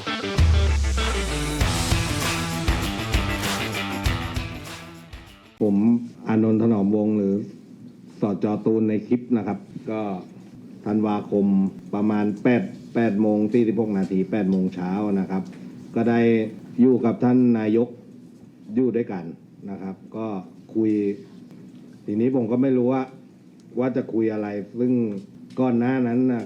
ก็มีข่าวลือต่างๆนานานะครับว่ามีการคุยคมคู่มีอะไรแบบนี้นะครับ ก็เลยบันทึกคลิปไว้นะครับ เพื่อป้องกันตัวเองปีชาหรือในยกหมู่นะครับ ก็บอกว่าผู้ที่โทรมาในคลิป ก็คือเสียงของท่านที่ปรากฏอยู่ในคลิปเนี่ยนะครับ เขาใช้โทรศัพท์ของน่าจะเป็นลูกน้องเขามั้งครับ เป็นเบอร์ตามชื่อที่ปรากฏในคลิปนะครับผู้ช่วยเราก็จะน่าจะใช่ครับเพราะว่า กลับมากันต่อนะครับถกไม่เถียงในช่วงของออนไลน์ที่ชมไปเมื่อสักครู่นี้นะครับก็เป็นการให้สัมภาษณ์เมื่อช่วงเช้านี่เองนะฮะประมาณเที่ยงก่อนเที่ยงประมาณเที่ยงนี่แหละฮะที่ทางด้านของพรรคเพื่อไทย โดยคุณชูศักดิ์สิรินินทร์รองหัวหน้าพรรคเพื่อไทยนะครับพร้อมด้วยคุณพนมโพแก้วกับผู้สมัครสสจังหวัดกาญจนบุรีนะครับแล้วก็คุณอานนท์ก็คือสจ.ตูนนะคุณอานนท์ถนอมวงศ์คนนี้แหละเป็นอดีตสจ.กาญจนบุรีแถลงเปิดโปงกรณีคลิปเสียงครับซึ่งก่อนหน้านี้อันนี้อาจารย์เบียร์ก็จะได้เข้าใจไปพร้อมๆกันนะฮะก่อนหน้านี้มันมีคลิปเสียงออกมาจากทนายอั๋นบอกว่านี่แหละมันมีคลิปเสียงที่ออกมาแล้วมีการพูดว่าถ้าเลือกส้มจะปฏิวัตินะแล้วแดงเนี่ยนายใหญ่เขาไม่เอาประมาณนี้นะครับ3 ประเด็นแล้วอีกประเด็นหนึ่งคือ ถ้าเลือกภูมิใจไทยเป็นรัฐบาลทุกอย่างจะเรียบร้อยนั่นเพราะว่าคนนี้ที่ถูกพาดพิงว่าเป็นเจ้าของเสียงที่พูดอ่ะเขาไปแจ้งความเขาบอกนี่ไม่ใช่เสียงผมมันคือ AI คนนั้นก็คือคุณศักดาวิเชียรศิลป์ซึ่งคุณศักดาวิเชียรศิลป์ท่านปัจจุบันเป็นผู้สมัครสสจังหวัดกาญจนบุรีพรรคภูมิใจไทยครับแล้วท่านก็ดำรงตำแหน่งรัฐมนตรีช่วยมหาดไทยด้วยนะครับตรงนี้ก็เลยกลายเป็นเรื่องเลยฮะเพราะว่าสจ.ตูนก็ยืนยันว่าผมเป็นคนอัดเสียงเองก็เลยเกิดคำถามว่าอ้าวแล้วอัดทำไมเสียงเขาบอกว่าอ๋อช่วงนี้มันมีข่าวลือเรื่องของการข่มขู่ก็ ก็เลยป้องกันตัวก็เลยอัดเสียงป้องกันตัวเอาไว้แต่วันเนี้ยมานั่งแถลงอ้าวข้อมูล2ชุดไม่ตรงกันละไม่ตรงกันคืออะไรฮะคนหนึงบอกว่าเฮ้ยมันเป็น AI มันไม่ใช่เสียงผมจริงนะผมไปแจ้งความเรียบร้อยส่วนอีกคนหนึ่งคนที่เป็นคนอัดบอกอ๋อยืนยันว่าใช่ครับไม่ใช่ AI ครับเพราะว่าผมนะได้ยืนยันว่าเบอร์ที่โทรมาเป็นเบอร์ลูกน้องคนสนิทของฝ่ายนั้นอ้าวนักวิเคราะห์การเมืองมองเกมนี้มันไปยังไงแล้วเพื่ออะไรก็คลิปเสียงนี่คือถ้าเขาเป็นคนอัดแสดงว่ามันมาจากใครล่ะมาจากฝั่ง ก็ ของ คนอัดเขายืนยันแล้วถูกไห ผมเข้าใจว่าพอคลิปนี้หลุดคุณศักดาชื่อไปเลยเพราะเขายืนยันแล้วนะว่าเป็นเสียงคุณศักดานะคุณศักดาไปแจ้งความว่ามีคนใส่ร้ายทั้งที่เขาไม่ได้บอกว่าคุณศักดาเสียงนี้เป็นของคุณศักดานะก่อนที่ไปแจ้งความที่สพสังขบุรีนะไม่มีใครบอกว่าไม่มีคนศักดาแต่ว่าเหมือนว่าแกร้อนตัวไงไปแจ้งความไว้เลยแจ้งความไว้ก่อนบอกว่าเป็น AI ใช่ผมเนี่ยบังเอิญว่าผมเนี่ยพอมีพวกอยู่แถวเมืองการบ้างคุณนี่กว้างขวางมากนะคุณมีพวกที่ผมเป็นคนกว้างขวางมากอาจารย์เบียร์โธ่คุณเนี่ยเขาบอกเลยนะว่าอาจารย์เบียร์ไม่ต้องรู้จักนักการเมืองคนอื่นแล้วรู้จักผมคนเดียวคือครอบจักรวาลโอเคมีพรรคพวกที่กาญจนบุรีเขาก็เลยฟังว่า ผมถามเขาว่าเสียงที่ฟังเนี่ยเสียงใครเสียงใช่ไหมเขาบอก1,000%แล้วผมก็ถามว่าแล้วมันทำไมมันต้องถูกอัดเทปใช่ไหมก็เรื่องคือสจ.ตูนนี่อดีตสจ.นะครับอดีตสจ.แล้วแกลาออกแล้วไปสมัครนายกเทศมนตรีแล้วไปแข่งกับลูกน้องคุณศักดาและแพ้ลูกน้องคุณศักดาคุณศักดาเนี่ยจะย้ายจากเขตปัจจุบันที่ลูกสาวลงเขตเดิมนะจะขึ้นปาร์ตี้ลิสต์แล้วเอาคุณพนมเนี่ยโพแก้วเนี่ยมาด้วยพนมโพแก้วไม่มาพอไม่มาก็ทางผู้ใหญ่ในพรรคและสน.ก็บอกว่าให้คุณศักดาเนี่ยไปลงเองคุณศักดาก็เลยไปลงพอคุณศักดาไปลงคุณศักดาก็อยากจะได้หัวคะแนนไงพออยากได้หัวคะแนนไอ้คนที่สมัครนายกเนี่ยได้เป็นไอ้คนที่ชนะนายกเนี่ยได้เป็นหัวคะแนนแล้วแกก็อยากจากฝ่ายแพ้เอาทั้ง2ฝ่ายมาเป็นหัวคะแนนก็โทรไปหาไงพอโทรไปหาก็คุณก็ดูเวลาแกพูดสิก็บอกอิทธิฤทธิ์ว่าให้ต้องมาอยู่กับผมคุณจะยกย้ายตำแหน่งอะไรยกเว้นผู้ว่าเขาย้ายกันเสร็จแล้วคุณบอกผมทำให้หมดใช่ไหมพรรคผมเนี่ยได้เป็นรัฐบาลอยู่แล้วเพราะเป็นรัฐบาลเนี่ยทุกอย่างจะเรียบร้อยไอ้พรรคส้มเนี่ยไม่ได้เป็นอยู่แล้วถ้าเป็นก็ถูกรัฐประหารไอ้พรรคแดงเนี่ยนะถ้าหากว่านายใหญ่เอาเนี่ยทักษิณก็ไม่ติดคุกหรอกจะตั้งรัฐบาลไม่ได้คือพยายามโปรโมทว่าโน้มน้าวให้มาเชียร์ไงพอสุดท้ายไอ้นี่มันอัดเทปไงเพราะฉะนั้นผมจะบอกให้คุณทราบนะคุณจะไปพูดทางโทรศัพท์ซีซัวไม่ได้นะสมัยนี้มันอัดเทปแล้วมันมีอะไรผมก็บอกเตือนคุณไงผมไม่ได้เล่นการเมืองไม่ว่าเล่นการเมืองหรือเรื่องอื่นนะยิ่งไปกันใหญ่ผมไม่มีเพราะอะไรนี่ผมเคยโดนบางคนนี่มันตั้งเป็นโปรแกรมเลยนะโทรเข้ามาปั๊บมันอัดเลยอันนี้นี่แหละคุณศักดาแกรู้เท่าไม่ถึงการว่าแกไม่รู้แสดงว่าพูดนี้คือที่คุณศักดาไปแจ้งความบอกว่าไม่ใช่เสียงแกเป็น AI เนี่ยไม่จริงเหรอก็สจ.ตูนก็บอกมันรับมันตึกเสียงเองเวลาเท่าไหร่ก็ใช่ไงแต่หมายถึงว่าก็คุณศักดาไปแจ้งความไว้ไงว่ามันไม่ใช่นั่นแหละแกไปแจ้งความเราจะไปยังไงก็เราไม่รู้ว่าเป็นแจ้งแก้เกี้ยวไปหรือเปล่าล่ะใช่ไหมล่ะก็เป็นไปได้อีกลองปฏิเสธไว้ก่อนดิก็เป็นธรรมดาเพราะฉะนั้นเนี่ยกรณีนี้นะผมก็บอกว่าอาจารย์ชูศักดิ์อาจารย์ผมอาจารย์ชูศักดิ์ศิรินินท่านนั่งมาแถลงหัวหน้าพรรคใช่งานนี้เนี่ยจริงๆเนี่ยประเด็นทั้งหมดเนี่ยมันเป็นประเด็นการเมือง3ประเด็นยังไงโฆษณาพรรคภูมิใจไทยว่ายังไงได้จัดตั้งรัฐบาลแน่โอเคอันนี้ตรงกับใครรู้ไหมตรงกับความวิเคราะห์ของอาจารย์เจิมศักดิ์ปิ่นทองที่บอกว่าเขาดีลจะตั้งรัฐบาลกันแล้ว แล้วเขาล็อกสเปคให้อนุทินเป็นนายกโอเคและสุภชัยจะฟ้องอาจารย์เจิมศักดิ์หาว่าใส่ร้ายผมใส่ร้ายบ้าอะไรบางซุปก็บอกว่าจะเป็นนายกก็เป็นข่าวดีอยู่แล้วคุณควรจะขอบคุณเขาไปฟ้องก็ได้ยังไงใช่ไหมสองบอกพรรคส้มถ้าเป็นรัฐบาลจะถูกรัฐประหารใช่ไหมคุณเห็นอาจารย์ปิยบุตรผมไม่ได้ตอนนี้ทัวร์อยู่อีสานคาราวานอยู่อาจารย์ปิยบุตรบอกเลยบอกว่าการเมืองไม่ใช่การเมือง3ก๊ก การเมืองเป็นการเมืองสองขั้วคือการเมืองเดิมกับการเมืองใหม่ถ้าคุณอยากได้การเมืองเดิม เลือกพรรคภูมิใจไทยอยากได้การเมืองใหม่เลือกพรรคประชาชน โอเค หัวก้อยเอาไว้ชัดไม่ต้องกัก จบ จบ นี่คือประเด็นที่สองประเด็นที่ 3 คือ ที่บอกว่าพรรคเพื่อไทยนะจัดตั้งรัฐบาลไม่ได้ เพราะนายใหญ่ไม่เอาซึ่งผมก็ไม่รู้ว่านายใหญ่ใครนะเราก็ไม่รู้ไม่เอาแต่ว่าอันนี้เราเห็นจากดร.เชนดร.เชนดร.ยศชนันท์วงศ์สวัสดิ์แคนดิเดตนายกของพรรคเพื่อไทยขึ้นเวทีดีเบตพอเขาถามว่าจะจับมือกับใครไม่จับมือกับใครบ้างดร.เชนบอกจับได้หมดเปิดโอเพนได้หมดใช่ไหมเพราะอะไรเพราะว่าเขารู้อยู่แล้วว่าไม่สามารถเป็นขั้วจัดตั้งรัฐบาลได้ขออาศัยเป็นพรรคร่วมรัฐบาลใครขึ้นกูก็ขอร่วมด้วยเพราะเจ้าของพรรคคุณทักษิณยังอยู่ในเรือนจำคลองเปรมคดีชั้น 14 ก็ยังไม่จบใช่ไหมคดี112ยังอยู่ในศาลอุทธรณ์คดียึดทรัพย์ยังเต็มคาราคาซังอยู่คุณยิ่งลักษณ์ก็ยังไม่ได้กลับมาถ้าหลุดจากขั้วอำนาจไปเมื่อไรยาวเลยเจ๊งหมดออกจากร่มเงาอนุรักษ์นิยมเมื่อไรเจ๊งบงใช่ไหมก็อยู่ต่อเพราะฉะนั้นอันเนี้ยนัยยะในการพูด3ประเด็นเนี้ยมันสื่อให้เห็นถึงสถานการณ์ทางการเมืองในตอนนี้นี่คือสิ่งที่กูรูการเมืองนักวิเคราะห์การเมืองอิสระเสรีวิเคราะห์ไว้คุณผู้ชมฟังแล้วคิดเห็นอย่างไรอิสระเสรีเหนืออื่นใดแต่ผมไม่ยืนยันเพราะฉะนั้นผมขอมาในมุมของเป็นพยานถ้าจะต้องไปสืบพยานผมขอเป็นพยานไม่เป็นไรไม่เป็นจำเลยร่วมกาญจนบุรีไม่ไกลแล้วก็มีมอเตอร์เวย์แป๊บเดียวถึงโอเคแต่ผมขอกลับมาที่ประเด็นนี้ก่อนประเด็นเรื่องของคลิปเสียงนะฮะอาจารย์เบียร์นี่ก็พอคร่าวๆแล้วแหละว่าปรากฏว่ามันมีแค่2ประเด็นแหละประเด็นแรกก็คือว่าเจ้าตัวที่ถูกพาดพิงบอกว่าเป็นเจ้าของเสียงอ่ะเขาไปแจ้งความบอกไม่ใช่มัน AI มันไม่ใช่ผมมันเป็น AI แต่ปรากฏว่าคนที่อัดคลิปอ่ะก็ออกมาบอกที่ได้ฟังเมื่อสักครู่นี้นะครับบอกอ๋อผมเป็นคนอัดเองแล้วผมยืนยันมั่นใจว่าเจ้าของเสียงก็คือคนนี้แหละมันไม่ตรงกันละจริงเท็จผมไม่รู้นะอันนี้ต้องเข้าสู่กระบวนการแต่ถ้าสมมุติใช้คำว่าสมมติเกิดว่ามันเป็นเสียงเขาจริงแต่ไปแจ้งความมันเหมือนจะถ้าเป็นศัพท์กฎหมายก็คือแจ้งความเท็จเนาะ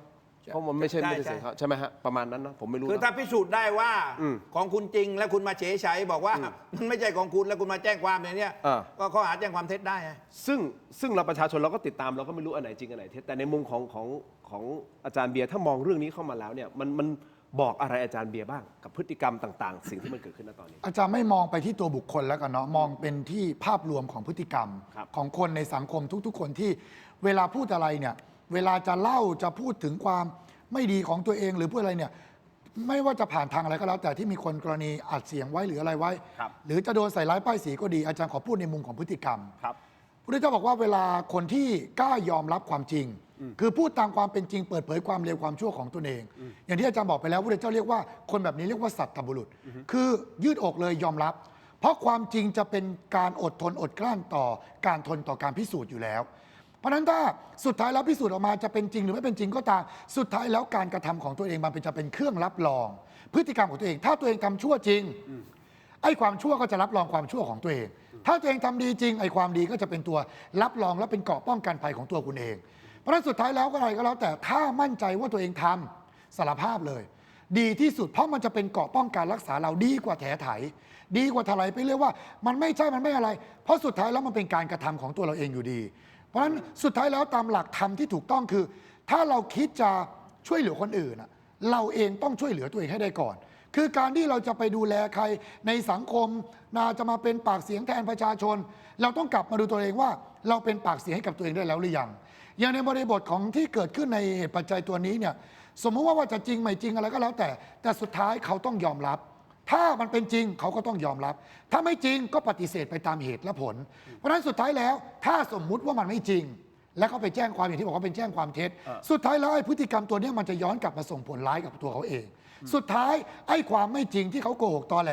มันก็จะย้อนกลับมาทำลายตัวเขาเพราะฉะนั้นสุดท้ายแล้วอาจารย์มองถึงภาพรวมของบริบทสังคมว่าจริงๆเราไม่ต้องไปอะไรเยอะแยะในภาคประชาชนเนาะปล่อยให้เป็นวิบากกรรมคือการกระทำของใครเมื่อใครกระทำกรรมใดไว้กรรมคือการกระทำเขาต้องได้รับผลจากการกระทำของตัวเขาเองไม่มีใครหนีพ้นแต่ด้วยความที่เราเป็นประชาชน เราก็อยากจะให้ไอ้คนเนี่ยมารับผลเร็วๆเฮ้ยเมื่อไหร่มันจะรับผลสักทีนึงเมื่อไหร่ตำรวจจะล่าคอมันเข้าเมื่อไหร่ผลที่ความเร็วความชั่วของมันจะได้ส่งผลมันจะได้รับผลสักทีนึงคือเราต้องการความสะใจเราต้องการให้มันแบบล่มจมล้มเหลวต่อหน้าต่อตาเราแต่ความเป็นจริงกรรมมันส่งผลเนี่ยมันไม่ได้ส่งผลว่าต้องเดี๋ยวนี้ตอนนี้ หรือมันไม่ได้ส่งผลตามความพอใจของใครแล้วมันส่งผลตอนไหนยังไงอาจารย์มันแล้วแต่บริบทของแต่ละคนไงอย่างเราอย่างเงี้ยอย่างอาจารย์จะยกตัวอย่างเสมอว่าเวลาคนเราดื่มน้ำอย่างคุณทินดื่มน้ำอาจารย์ดื่มน้ำมันจำเป็นต้องปัสสาวะพร้อมกันไหม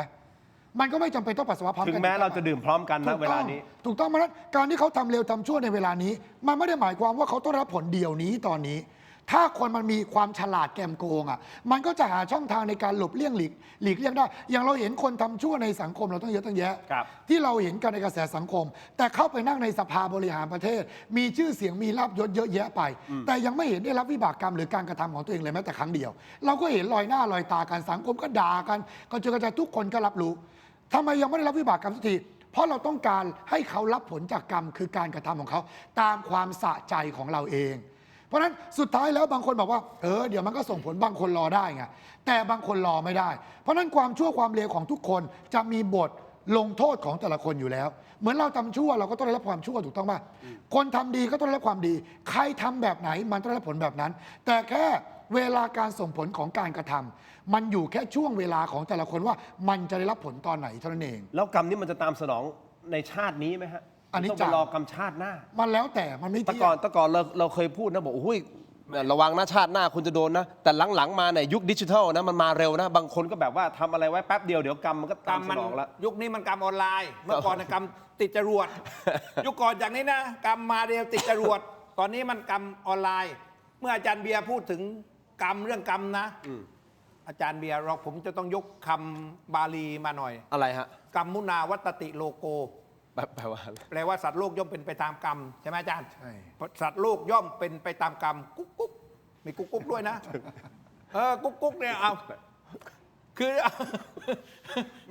แล้วผมเนี่ยนักบาลีนะคุณมีกุ๊กกุ๊กด้วยมีกุ๊กกุ๊กคือสัตว์โลกย่อมเป็นไปตามกรรมก็ต้องติดกุ๊กไงกุ๊กกุ๊กกุ๊กกุ๊กแน่ใช่ไหมล่ะ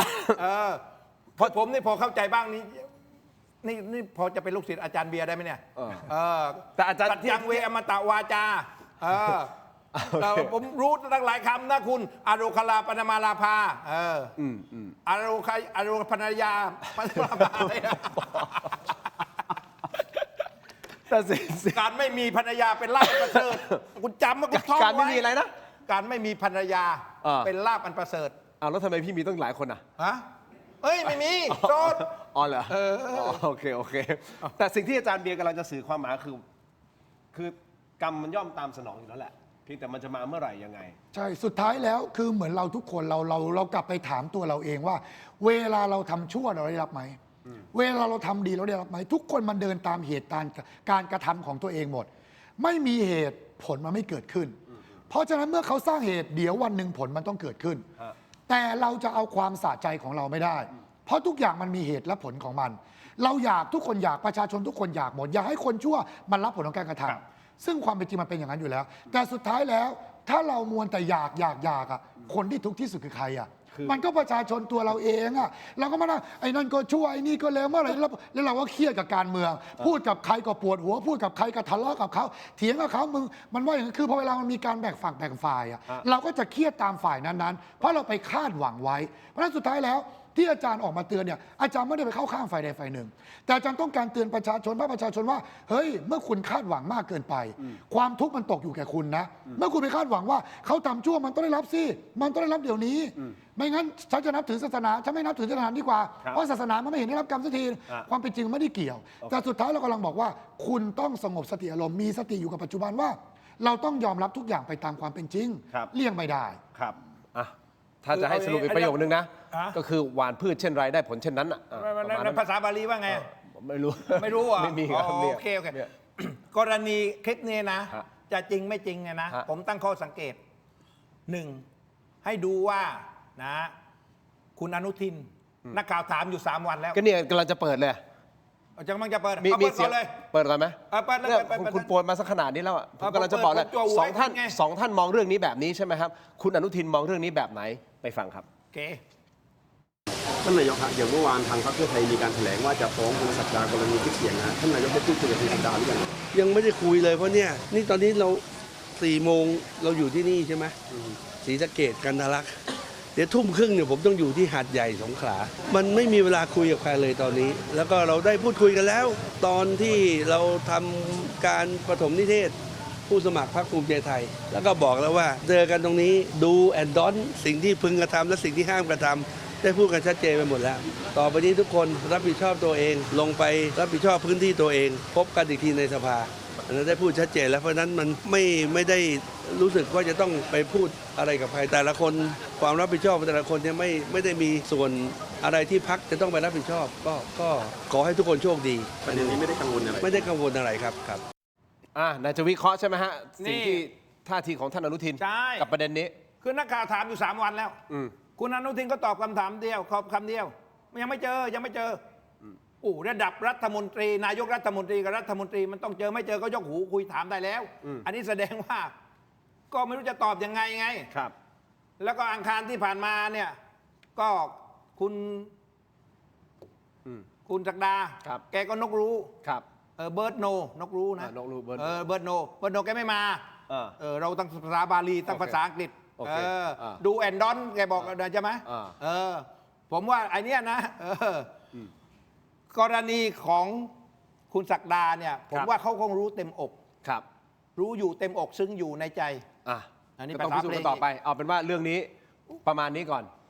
แสดงว่าเป็นความจริงไงหนีความจริงไม่พ้นไงความจริงเป็นสิ่งไม่ตายภาษาบาลีว่าไงอาจารย์เบียร์ความจริงเป็นสิ่งไม่ตาย คุณก็โยนให้เขาภาษาบาลี ภาษาบาลีก็อาจารย์เขาเก่งภาษาบาลี เอางี้ผมขอไปต่อเพราะว่ายังมีหลากหลายประเด็นที่ต้องคุยกันนะฮะโดยเฉพาะประเด็นที่ภาคใต้นะที่พรรคประชาธิปัตย์นะก็มาร้อนแรงเหลือเกินนะฮะคุณผู้ชมครับกลายเป็นว่าทางด้านของพรรคภูมิใจไทยไม่รู้จะตกมาเป็นที่ 3 หรือเปล่านะครับเพราะว่าไม่ว่าจะเป็นทั้งภาคอีสานเองก็ดีภาคใต้เองก็ดีนะครับในส่วนของภาคใต้เอาภาคใต้ก่อนเนาะภาคใต้ในคุณสุประชัยใจสมุทรจากพรรคภูมิใจไทยมีการประสัยที่สงขลาแบบดุเดือดมากนะครับไม่แน่ใจว่าคุณเทพไทยได้ฟังเนี่ยนะครับแล้วมีเสียงของคุณสุประชัยนะฮะที่ไหนบางช่วงบางตอนที่พูดอยู่ที่สงขลา สงขลา ที่สงขลาใช่ พูดภาษาอะไร เอาง่าย ภาษากลางเหรอ ๆภาษาใต้ป้าที่ผมฟังมันก็มีปนๆกันนะครับแต่พาดพิงตรงๆไปถึงท่านชวนหลีกภัยและพรรคประชาธิปัตย์ว่าถ้าเราไปเทียบกับภาคอื่น ไม่ว่าอีสานไม่ว่าเหนือเราจะพบว่าที่อื่นเขาพัฒนาไปมากกว่าเรามากมาย โทษใครไม่ได้ โทษตัวพี่น้องเอง เพราะทั้งที่เขาไม่ทำอะไร พี่น้องก็ยังเลือกเขาฟังครับ พี่น้องครับ30 กว่าปีเตทันพิพัฒน์ได้พูดว่าภาคใต้ซึ่งมีศักยภาพถูกถอดทิ้งนั่นคือความจริงสิ่งที่พวกเราสัมผัสได้ก็คือจริงๆแล้ว ถ้าเราไปเทียบกับภาคอื่น ไม่ว่าอีสานไม่ว่าเหนื้อเราจะพบประเทศอื่นเขาพัฒนาไปมากว่าเรามากไม่มานานแล้ว แต่ว่าภาคใต้เราเนี่ยตันชวนแกท้องแต่เรื่องซี่เลนมันไม่เคยเพิ่มเติมไม่เคยมากขึ้นเหตุผลเหมื่อนเด็กดรรัชดาถึงแกเหลือเนื้อเชื้อไขประชาธิปัตย์ว่าพรรคนี้คือดีแต่พูดผมยืนยันครับวันนั้นคือความจริงผมอยู่ตรังพี่น้องรู้จักพญารัศดานุปดิษฐ์นะครับแกเป็นเจ้าเมืองตั้งแต่สมัยรัชกาลที่6แล้วก็จังหวัดตรังรุ่งเรืองที่สุดแต่พอหลังจากนั้นเนี่ยพี่น้องไปตรังก็จะพบว่าตรังก็เหมือนเดิมทั้งที่มีนายกรัฐมนตรี2 สมัยเป็นรัฐมนตรีหลายกระทรวงเป็นประธานสภาอยู่2 สมัยแต่ตรังก็เหมือนเดิมภาคใต้ก็เหมือนเดิมทั้งพี่น้องเลือกประชาธิปัตย์มาโดยตลอดพวกเราพอถึงเวลาอบต.อสม.ใครต่างหลายไปแลงานไปดูงานเดสุพรรณบุรีไปแลสุพรรณแล้วก็เห็นความเจริญเติบโตความรุ่งเรืองของสุพรรณเสร็จแล้วก็กลับมาบ้านเราก็เลือกประชาธิปัตย์ต่อผลก็คือมันก็อยู่ปานนั้นแหล้วครับโทษใครไม่ได้โทษตัวพี่น้องเองเพราะตั้งที่เขาไม่ทำไรพี่น้องก็ยังเหลือเขา คุณเทพไทยเสนพงศ์ฟังนี้ฟังสิ่งที่คุณสุประชัยใจสมุทรพูดแล้วคุณเรียกเขาบังซุปใช่ไหมแล้วคุณรู้สึกยังไงนั่นหมายความว่าเขากำลังโทษคุณด้วยหรือเปล่าเพราะคุณก็เคยอยู่นี่เป็นสสนครศรีธรรมราชใช่ไหมถ้าพูดอย่างนี้แสดงว่ามันกระทบถึงคุณด้วยเนี่ยที่ไม่เจริญเพราะคุณหรือเปล่า ไม่รู้นะ อันนี้เดี๋ยวให้คุณตอบนะ แต่ที่แน่ๆคุณอนุทินพูดด้วยบอกว่าที่ทางใต้เจริญ เพราะมีคนจากกระทรวงคมนาคมจากภูมิใจไทยไปเป็นเจ้ากระทรวงคมนาคมฟังเสียงหน่อยครับ ในเวลา 6 ปีที่ผ่านมาพรรคภูมิใจไทยกำกับดูแล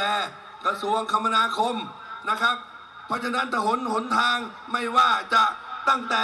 ประจวบไปจนถึงนราธิวาสนะครับจึงมีการพัฒนาตลอดเวลา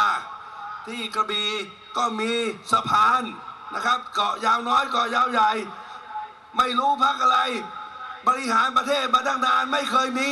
พรรคภูมิใจไทยมาแป๊บเดียวมีครบครับ สิ่งเหล่านี้มันเกิดขึ้นเพราะว่า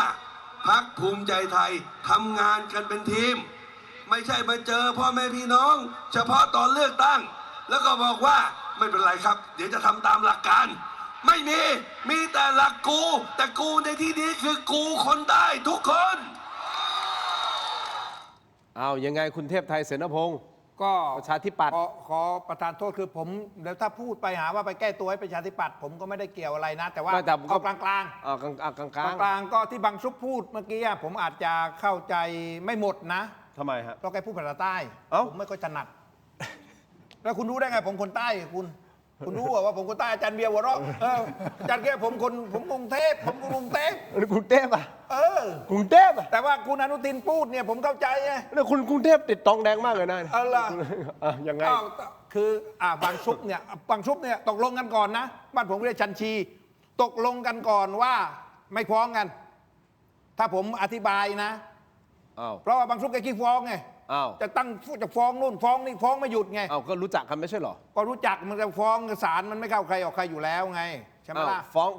ถ้าคุณไปใส่ร้ายป้ายสีเขาฟ้องได้ไม่ผมก็จะตอบโต้ไงเมื่อคุณตอบโต้คุณพูดมาพาดพิงมาผมก็ใช้สิทธิ์พาดพิงใช้สิทธิ์พาดพิงได้แต่ถ้าคุณไม่ได้ไปใส่ความเขาไม่ได้ใส่ความเท็จก็พูดได้เขาจะฟ้องทำไมเขาฟ้องจะไม่รู้วันก่อนผมนี่อาจารย์เจิมศักดิ์บอกว่าคุณอนุทินจะเป็นนายกก็ล็อกสเปคให้คุณอนุทินเป็นนายกแกก็จะฟ้องอีกทั้งที่แกหาว่าใส่ร้ายอะไรเขาโปรโมทใช่ไหมล่ะโอเคเอางี้สรุปสรุปจะพูดไหมคือเอาอย่างนี้คือผมก็บางซุปผมไม่โต้ดีกว่าเพราะว่าเบอร์แกเล็กไปโต้คุณอนุทินอุ้ยเบอร์เล็กเอาเหรอเอาคุณอนุทินเนี่ยนั่นแหละเขาจะฟ้องคุณก็ตอนนี้แหละไปบอกเขาเบอร์เล็กก็เล็กจริงถือว่าจะเอามาพิสูจน์ไหมว่าใครใหญ่กว่าไม่ใช่หมายถึงเบอร์ใช่ไหมโอเคคุณอนุทินเบอร์ใหญ่กว่าอนุทินนายกโอเคคือต้องบอกคุณอนุทินนะอันนี้เขาเรียกว่าพูดเอาดีใส่ตัวเอาชั่วให้คนอื่นเพราะแกบอกว่าประชาธิปัตย์เป็นรัฐบาลเนี่ยไม่ทำอะไรเลยแต่ว่าพรรคภูมิใจไทยมาคุม15ปีคุมกระทรวงคมนาคมทำภาคใต้เจริญเพราะพรรคภูมิใจไทยคือประเด็นนี้เนี่ยถูกตอบโต้จากพรรคประชาธิปัตย์ว่าที่คุณมาด่าว่าโครงสร้างพื้นฐานไม่พัฒนาเนี่ยคุณเรากลับไปดูว่าใครคุมกระทรวงคมนาคมมากที่สุดยาวที่สุดก็คือคุณนั่นแหละ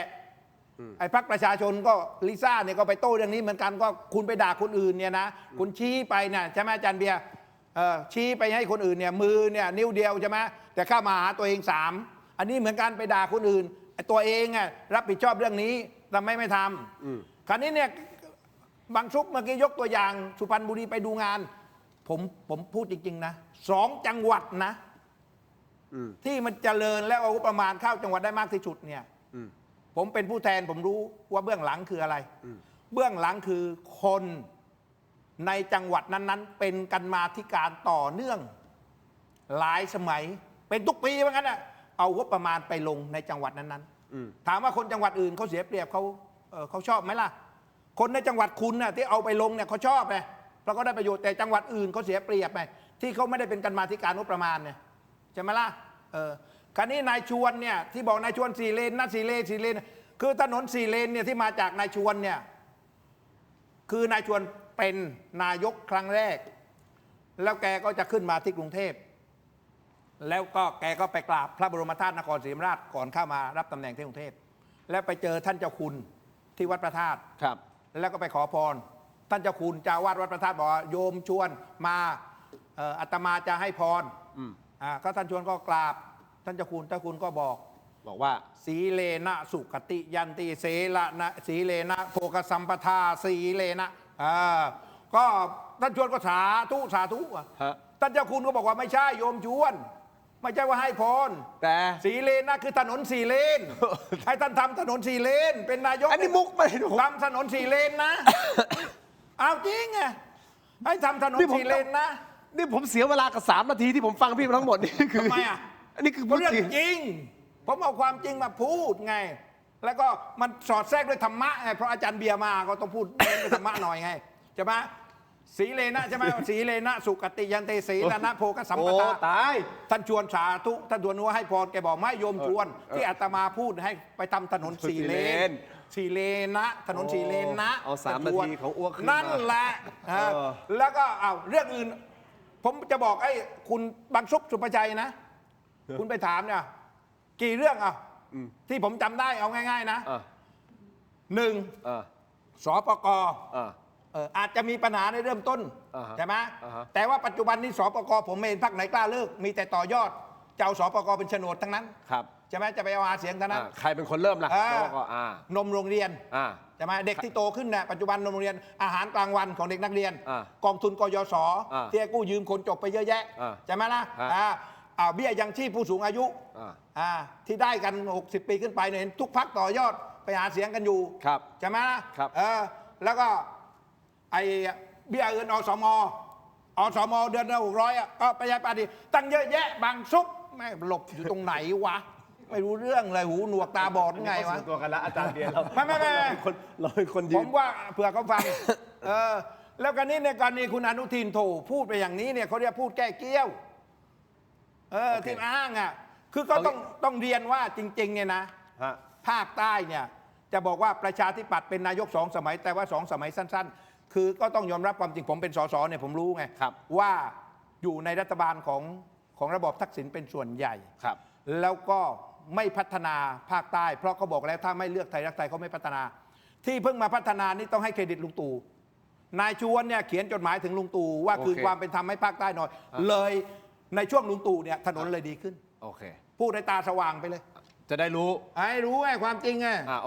เอามุมเดียวพูดมุมเดียวได้ไงอันนี้มีการเขียนจดหมายจริงนะท่านชวนเขียนจดหมายจริงนะฮะอันนี้คือเรื่องจริงเอางี้เดี๋ยวผมจะไปประเด็นอื่นแล้วไม่งั้นเดี๋ยวโปรดิวเซอร์ก็บอกพี่เรายังมีอีกหลายข้อเลยนะไม่จัดถึงเที่ยงคืนไปเลยไม่ผมจะเลือกแค่บางข้อเอาละผมเลือกบางข้อวัน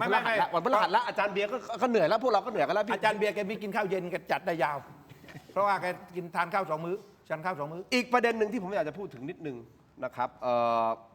ถ้าถามในมุมของคนไทยเชื้อสายจีนก็คือคนจีนเนี่ยบรรพบุรุษของเราคนจีนเหรอคุณคนจีนก็เป็นอะไรวะเราผมไฮลังเจียบุ้ยเจียบุ้ยจีนแผ่นดินใหญ่นะครับมีชื่อเราก็เรื่องของบรรพบุรุษเราก็จะถือว่าเป็นสิ่งที่เราเคารพมากนะครับแต่มันมีประเด็นที่สังคมก็คงวิพากษ์วิจารณ์กันแล้วก็มีการแสดงความคิดเห็นค่อนข้างมากก็คือสิ่งที่คุณอนุทินได้พูดบนเวทีที่ไปปราศัยที่จังหวัดสุพรรณบุรีก่อนหน้านี้เมื่อหลายวันก่อนนะครับก็ท่านได้พูดถึงท่านบรรหารศิลปะอาชานะฮะอดีตนายกรัฐมนตรีผู้ล่วงลับแล้วก็เป็นคุณพ่อของคุณวราวุฒิศิลปะอาชานะครับโดยช่วงหนึ่งคุณอนุทินพูดไว้อย่างไรฟังพร้อมๆกันครับ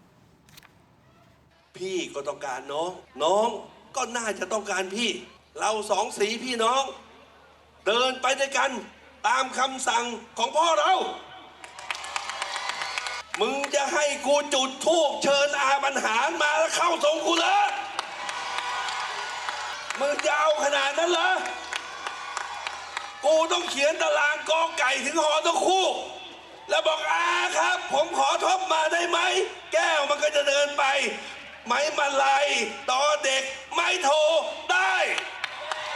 อาเขาอยู่บนสวรรค์แล้ว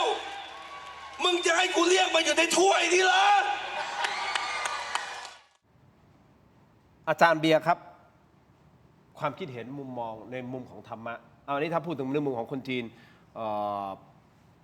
เอาละมันอะไรนะเอาโพสต์ขึ้นมาโพสต์ขึ้นมาก่อนมาเอามาอ่านแป๊บหนึ่งนะครับคุณผู้ชมขออนุญาตนิดนึงพอดีทีมงานบอกมีโพสต์มีโพสต์ในนี้นะครับคุณจิตรเกษมแมงปอดูคลิปอนุทินหาเสียงที่สุพรรณพูดว่ามึงจะให้กูจุดธูปเรียกอาบรรหารมาเหรอแล้วพูดสนุกปากต่อว่าจะเรียกมาลงผีถ้วยแก้วแล้วให้ผีขยับตรงตัวนะฮะไม้มาลัยบวกดอเด็ก นะฮะบวกไม้โทนะครับหมายถึงอนุญาตให้ท็อปเนี่ยลูกชายย้ายไปอยู่พรรคภูมิใจไทยได้เลย ทีแรกดูแล้วกูอึ้งแต่ที่ทึ่งยิ่งกว่าคือเห็นลูกชายหัวแก้วหัวแหวนของคุณบรรหารเนี่ยยืนอยู่ข้างหลังใครล่ะข้างหลังคุณอนุทินปรบมือถูกอกถูกใจยิ้มหัวเราะนะครับยอมใจจริงๆปกติคนเชื้อสายจีนเขาจะถือมากนะเรื่องการเอาวิญญาณบรรพบุรุษต้นตระกูลมาพูดเล่นอันนี้คือเป็นหนึ่งในคอมเมนต์ที่มันเกิดขึ้นในโลกออนไลน์นะครับมันก็เลยเกิดท่านบรรหารก็ถือว่าเป็นบุคคลสำคัญในประวัติศาสตร์ของการเมืองไทยด้วยนะครับแล้วท่านก็ทำคุณประโยชน์ให้กับบ้านเมืองนะโดยเฉพาะในจังหวัดสุพรรณบุรีเพราะฉะนั้นผมก็เชื่อว่าก็มี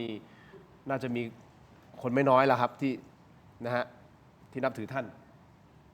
แต่พอมาเจอแบบนี้ฮะในมุมของอาจารย์มีความคิดเห็นอย่างไรจริงๆอันนี้มันเป็นเรื่องของความเชื่อที่อาจจะคิดว่าน่าจะพูดเล่นคงไม่ได้มีอะไรจริงจังมากแต่ว่ามันเป็นความไม่เหมาะสมเป็นความไม่เหมาะสมในฐานะของคนในพื้นที่นะสุพรรณบุรีเราก็รู้อยู่ดีว่ามันเป็นเมืองเจริญเมืองหนึ่งเลยที่คุณบรรหารเนี่ยเคยไปบริหารจัดการอะไรไว้เพราะอาจารย์ก็ไปสุพรรณบ่อยเหมือนกันครูบาอาจารย์ก็มีอยู่ที่นั่นอะไรอย่างเงี้ยแล้วเราก็มีความเคารพอาจารย์ก็โรงเรียนบรรหารก็มีเชิญอาจารย์ไปบรรยายหลายโรงเรียนอย่างเงี้ยแล้วเขาก็ค่อนข้างให้ความเคารพค่อนข้างมากในพื้นที่นั้นอะไรอย่างเงี้ยแต่กลายเป็นไปมาหยิบขึ้นมาเล่นมาเอาใช้ความเชื่อมาเป็นเหตุในการพูดเพื่อหาเสียงอาจจะก็ถ้ามองตามความเป็นจริงโดยการนับถือไม่ได้พูดเกี่ยวกับเรื่องความเชื่อแต่พูดถึงเกี่ยวกับการนับถือบุคคลหนึ่งที่เป็นบุคคลสำคัญในพื้นที่นั้นในจังหวัดนั้นหรือว่าระดับประเทศด้วยก็ตามเนี่ยเพราะว่าเคยเป็นนายกรัฐมนตรีมาก่อนเพราะฉะนั้นสุดท้ายแล้วเนี่ยการกระทำแบบเนี้ยมันดูเป็นการกระทำที่ไม่ค่อยเคารพเป็นการเอาชื่อของบุคคลที่เสียชีวิตไปแล้วผู้วายชนเนี่ยเอามาพูดเล่นหัวกันจนเกิดการตลกโปกฮาตัวลูกเองก็ขำมาเขาไปด้วยซึ่งอาจารย์ก็มองว่าถ้ามุมของผู้หลักผู้ใหญ่ไม่ควรกระทำแบบนี้เพราะฉะนั้นตัวคุณอนุทินเองก็ต้องมีวุฒิภาวะในการพูดได้มากกว่านี้ไม่ใช่พูดเอาตลกโปกฮาเพียงอย่างเดียวจนลืมไปว่ามันเป็นคนที่เรากำลังพูดถึงเนี่ยเป็นผู้หลักผู้ใหญ่ที่มีคนมากให้ความเคารพอาจารย์อาจจะไม่ได้พูดในมุมของว่าคนจีนมีความเชื่อความศรัทธาว่าเขาจะไม่เอามาเล่นกันแบบนี้ไม่ต้องพูดถึงประเพณีวัฒนธรรมอะไรเอาโดยพื้นฐานของสังคมเราจะไม่เอาผู้หลักผู้ใหญ่ที่คนโดยหมู่มากเนี่ยมีความนับถือมาพูดเล่นหัวกันเหมือนอาจารย์เนี่ยอาจารย์จะไม่หยิบครูบาอาจารย์มาพูดเล่นตลกแล้วเล่นตลกแบบในพฤติกรรมที่มันแบบดูเล่นหัวกันโดยไม่มีความเคารพโดยความเป็นจริงโดยในกลุ่มของคนปฏิบัติธรรมมันก็ไม่ทำกันที่จะเอาครูบาอาจารย์มาเล่นในวงมาเล่นสนทนากันคุยกันเล่นหัวเราะนี้มันเป็นความไม่เคารพเหมือนเราพ่อแม่เราอะมานั่งพูดเล่นให้มันเกิดการตลกโปกฮาโดยที่ขาดความเคารพอย่างเงี้ยอันนี้โดยทั่วไปโดยครอบครัวโดยทั่วไปเราก็จะไม่ทำกันแล้วยิ่งถ้าเราเห็นว่ามีคนมาพูดถึงพ่อแม่เราในทางที่เขาเสียชีวิตไปแล้วอะแล้วมาพูดในมุมเนี้ยว่าจะเชิญวิญญาณมาอะไรมาแล้วก็มาเหมือนแบบมานั่งบัญชาการว่าได้หรือไม่ได้ยังไงมันโดยความเป็นครอบครัวเนาะโดยความเป็นลูกเราก็จะมองว่ามันเป็นสิ่งที่ไม่น่าจะพูดแล้วก็ไม่ควรจะขำขันออกมาเพราะว่าเสียชีวิตไปแล้วคือถ้ายังมีชีวิตอยู่พูดเล่นกันเนี่ยยังพอเข้าใจได้เพราะว่าเขายังมีชีวิตอยู่เขาก็อาจจะพูดได้ว่าเอาไปตลกไม่เป็นไรหรอกแต่นี่เสียชีวิตไปแล้วแต่กลับเอามาเล่นเหมือนกับแบบตลกปกฮากันไปปกติแล้วคนก็ฮากันอะไรกันซึ่งอาจารย์มองว่าอันนี้มันค่อนขาดวุฒิภาวะไปนิดนึงแต่บางคนอาจจะมองว่านี่ก็ลูกเขาก็ยังโอเคนี่ก็ไม่เห็นเป็นไรมันไม่ใช่เรื่องใหญ่นึกออกไหมมันไม่ใช่เรื่องใหญ่มันก็เป็นเรื่องแบบโอเคก็เป็นวิธีเทคนิคในการขึ้นไปบนปราศัยบนเวทีลูกตามลูกเขาเรียกลูกตามไม่ทันใช่เหรอก็เห็นเขาสนุกหัวเราะก็หัวเราะไปด้วยนายว่าที่กล้าพลอยก็นายกพูดแล้วก็พวกรัฐมนตรีจะไม่ปรบมือได้ไงคุณดูดิพอหัวหน้าพูดก็ลูกน้องก็ตามเขาเรียกขุนพลอยพยัคฆ์คือผมอยากรู้ว่าสังคมหรือว่าคิดเห็นอย่างไรกับเรื่องนี้นะครับแค่นั้นเองผมก็เป็นคนไทยเชื้อสายจีนคนไทยเชื้อสายจีนก็จะถึงแล้วก็อาจจะมีความคอนเซอร์เวทีฟอยู่ในตัวด้วยใช่คือแต่ความเป็นคอนเซอร์เวทีฟและเป็นริเบอรัลในเวลาเดียวกันใช่คือความเป็นจริงจะไปอยู่ในมุมของที่ว่าลูกเขาไม่ได้ซีเรียสอะไรคนอื่นจะไปซีเรียสทำไมมันไม่ได้เพราะอย่างที่ลืมว่าคือคุณบรรหารเนี่ยเปรียบเหมือนคนที่มีคุณูปการต่อจังหวัดเนาะคนที่มีคุณูปการต่อประเทศที่ทำประโยชน์ก็ต้องยอมรับว่าท่านก็ทำประโยชน์เยอะอะไรอย่างเงี้ยเท่านั้นมันจะเป็นแค่มุมในครอบครัวมันไม่ใช่แต่การหาเสียงมันเป็นมหาภาคมันเป็นการเอาคนคนหนึ่งมาพูดเพื่อให้ตัวเองได้ใจประชาชนเอาคนคนหนึ่งมาพูดเพื่อให้ตัวเองได้มีโอกาสในการเข้าไปนั่งในสภาเพราะนั้นมันไม่ใช่เพียงลูกคนเดียวแล้วมันเป็นภาพรวมของมหาภาคของคนทั้งจังหวัดและของคนทั้งประเทศที่จะตัดสินใจเลือกคนคนหนึ่งที่มีวุฒิภาวะเข้าไปนั่งในสภาเพราะนั้นตัวเนี้ยมันต้องแสดงถึงความเคารพของคนถ้าไม่ต้องไปพูดมุมครอบครัวก็ได้พูดมุมมองของความเคารพต่อคนในสังคมต่อคนในจังหวัด ก็ยังมีคนเคารพอยู่มากเหมือนกันวันนี้ก็ต้องคิดพิจารณาด้วย คือการพูดถึงคุณบรรหารน่ะนะคือพูดถึงคนที่ตายแล้วเนี่ยไม่ใช่ว่าห้ามไม่ให้พูดนะ ต้อง คือคุณพูดได้พูดในมุมไหนล่ะ ในมุมสรรเสริญใช่ไหมเยินยอเทิดทูนบูชา อันนี้ไม่มีความผิดเลย แต่นี่คุณเอาวิญญาณคุณบรรหารมาเป็นผีถ้วยแก้วมันมายากลคุณไอ้ผีถ้วยแก้วเนี่ยมันเรื่องของมายากลเวลาเขาจับไปอันนี้ก็บอกเอาคุณบรรหารมาใส่ในผีถ้วยจับวิญญาณคุณบรรหารมาอยู่ในถ้วยผีถ้วยแก้วแล้วไอ้ผีถ้วยแก้วเคลื่อนสระไอ้ดอเด็กไม้โทอะไรไอ้อย่างนี้มันตลกก็ยังไม่เล่นเลยคุณอันนี้ก็ยังไม่รู้กาลเทศะใช่ไหม แล้วไม่รู้ ที่ผม ที่สูงที่ต่ำ แล้วที่ผมรู้สึกผมเข้าใจว่าพรรคภูมิใจไทยเป็นคอนเซอร์เวทีฟนะอนุรักษ์นิยมใช่ไหมฮะก็เขาจะเป็นอนุรักษ์นิยมปกติเขาประโยชน์นิยมอันนี้แหละกับประโยชน์นิยม ผมบอกแล้วไง เพราะว่าพรรคเขาเนี่ยอะไรที่ได้ประโยชน์เขาก็ทำไงเขาเรียกว่าประโยชน์นิยม แต่ว่าตอนนี้เขากำลังมาสวมเป็นหัวอนุรักษ์นิยมคอนเซอร์เวทีฟมาแหละแต่ว่าถ้าคอนเซอร์เวทีฟจริงๆแบบนี้เขาไม่เป็นแบบนี้โอเคใช่ไหมแล้วผมขอไปประเด็นหนึ่งเลยนะครับคุณผู้ชม จบแล้วเรื่องนี้ จบแล้วเรื่องนี้ใช่ไหมเรื่องนี้จบแล้วหลบแล้ว โอเคเอาสรุปแล้วไปที่สงขลากันหน่อยครับคุณผู้ชมครับคู่เอกระหว่างหมอสุพัฒน์จากพรรคประชาชนกับคุณจุรีนุ่มแก้วนะของพรรคประชาธิปัตย์นะฮะมันเกิดจากเวทีปราศัยในช่วง 2-3 วันที่ผ่านมาที่หมอสุพัฒน์ประกาศตัวว่าเป็นคนหาดใหญ่แท้ๆแล้วมีการพูดพาดพิงทำนองว่าพี่น้องจะเอาคนระโนดมาเป็นสสเหรอเราเอาคนหาดใหญ่เท่านั้นคนระโนดนี่ก็ไปอยู่ที่ระโนดไปฟังเสียงหมอสุพัฒน์หน่อยครับผมหักกาเงินคนหาดใหญ่แท้ๆคนเกิดที่นี่ตอนเด็กๆที่นี่ยังเป็นสนามเด็กเล่นผมวิ่งเล่นที่นี่จบธิดาแสงทองยวครบทุกโรงเรียน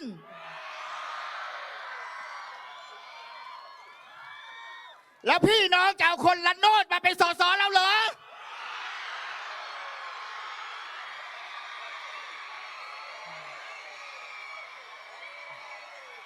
เราเอาคนหาดใหญ่เท่านั้นคนละโนดให้ไปอยู่ละโนด งานนี้นะฮะคุณจุรีซึ่งเป็นคนระโนดนะของขึ้นเลยฮะฟังเสียงกันครับว่าอย่าไปเลือกมันจูเลียนมันไม่ได้เกิดหาดใหญ่มันเกิดโหนดตึงฉันอยากอีบอกพันนีว่าเตบ้านมาต่อให้ฉันเกิดโหนดแต่ฉันก็ช่วยพี่น้องชาวหาดใหญ่ไม่แพ้คนที่เกิดหาดใหญ่คุณผู้ชมครับน้องเวฟทีมงานของเรานะครับไปหาสัมภาษณ์ของคุณจุรีก่อนการเลือกตั้งนะครับซึ่งพูดในวันที่เปิดตัวที่เป็นผู้สมัครสสสงขลานะครับของพรรคชาติพัฒนากล้าเมื่อวันที่ 17 ธันวาคมปี 65 ที่เคยให้เหตุผลว่าทำไมถึงไม่ลงสมัครที่อำเภอระโนดเพราะว่าเขาคนพื้นที่ตรงนั้นไงเขาเกิดระโนดใช่ไหมเขต 4นะผมจำไม่เขต 4แล้วทำไมถึงไม่สมัครในพื้นที่ของตัวเองฟังครับทำไมเธอไม่ลงเขต 4ทำไมมาลงเขต 2ไอ้ถามจริงๆนี่อันนี้ก็เป็นคำถามมากว่าทำไมบ้านเราเกิดที่ระโนดทำไมถึงไม่ลงเขต 4คือโดยถ้าเราคิดคือการที่เราจะบุกเบิกการเมืองใหม่อะนะก็ต้องเริ่มมาจากกลุ่มคนเมืองก่อนนะผมคิดว่าถึงว่าถ้าไปทำใหม่โดยที่เราไม่ซื้อเสียงเลยเนี่ยไปทำในพื้นที่ที่มันค่อนข้างจะทุกคนไม่ได้จับโทรศัพท์บ้านห่างหลังพื้นที่4อำเภอเป็นคนที่ว่ายังไม่ได้รู้จักโซเชียลมากการเมืองใหม่ที่เราอยากจะทำในมิติใหม่มันก็เป็นไปได้ยากผมเลยมองว่าหาดใหญ่เป็นกลุ่มที่มีคนชั้นกลางกลุ่มคนที่สามารถที่จะเข้าใจในสิ่งที่เราส่งตรงไปเลยได้ทันทีมากกว่าเลยก็เล็งเห็นโอกาสตรงนี้คุณพี่ประเด็นนี้คุณผู้ชมครับก็มีการบอกว่าเหมือนเป็นการบูลลี่หรือเปล่าทำไมคนละโนดทำไมมันลงพื้นที่นี้ไม่ได้หรือไงทำไมต้องไล่กลับไปเป็นการเหมือนการบูลลี่หรือเปล่าอันนี้คุณเทพไทยมองไงครับคือถ้าฟังคำชี้แจงของหมอสุพัฒน์เขาบอกเขาไม่ได้บูลลี่นะเพียงแต่ว่าเขาเนี่ยต้องการโชว์จุดแข็งว่าเขาเป็นคนหาดใหญ่คราวนี้เนี่ยหมอสุพัฒน์เนี่ยเขาพลาดเทคนิคการปราศัยนี่เขาพลาดยังไงอ่ะคือถ้าเขาพูด พูดว่า จุดแข็งของเขาว่าเขาคนหาดใหญ่เขาก็ทำงานได้หาดใหญ่เหมือนเขาเป็นคนลูกที่ปากใต้คำว่าลูกที่เนี่ยคือเจ้าถิ่นน่ะก็เลือกคนเจ้าถิ่นคืออย่าไปพาดพิงถึงคนเกิดระโนดอย่าไปพาดพิงอย่าไปบอกให้คนระโนดไปผลักให้เขาไปสมัครที่ระโนดอย่างเนี้ยมันจะไม่เป็นประเด็นไงใช่ไหมมันจะไม่เป็นประเด็นแต่ว่าพอพูดว่าเขาคนที่นี่ต้องเลือกคนที่นี่ไอ้คนระโนดที่มาสมัครที่นี่ให้กลับไปสมัครระโนดอย่างเงี้ยอันนี้เหมือนกับแบ่งแยกไงเพราะฉะนั้นเนี่ยโซเชียลมันก็เลยไปขยายผลไงคือต่างฝ่ายต่างก็มีกองเชียร์นะทั้งสองฝ่ายคราวนี้ฝ่ายจุลีเขาก็เชียร์เขาก็หยิบประเด็นเนี้ยขึ้นมาว่าแบ่งแยกเมื่อคุณเป็นนักประชาธิปไตยซึ่งหลายคนก็บอกนี่คือฝ่ายประชาธิปไตยครับแต่พอมีทัศนะแบ่งแยกแบบนี้เนี่ยคนก็เห็นว่าไม่เหมาะสมเพราะฉะนั้นอยู่ที่ผมคิดว่านะอยู่ที่การนำเสนอ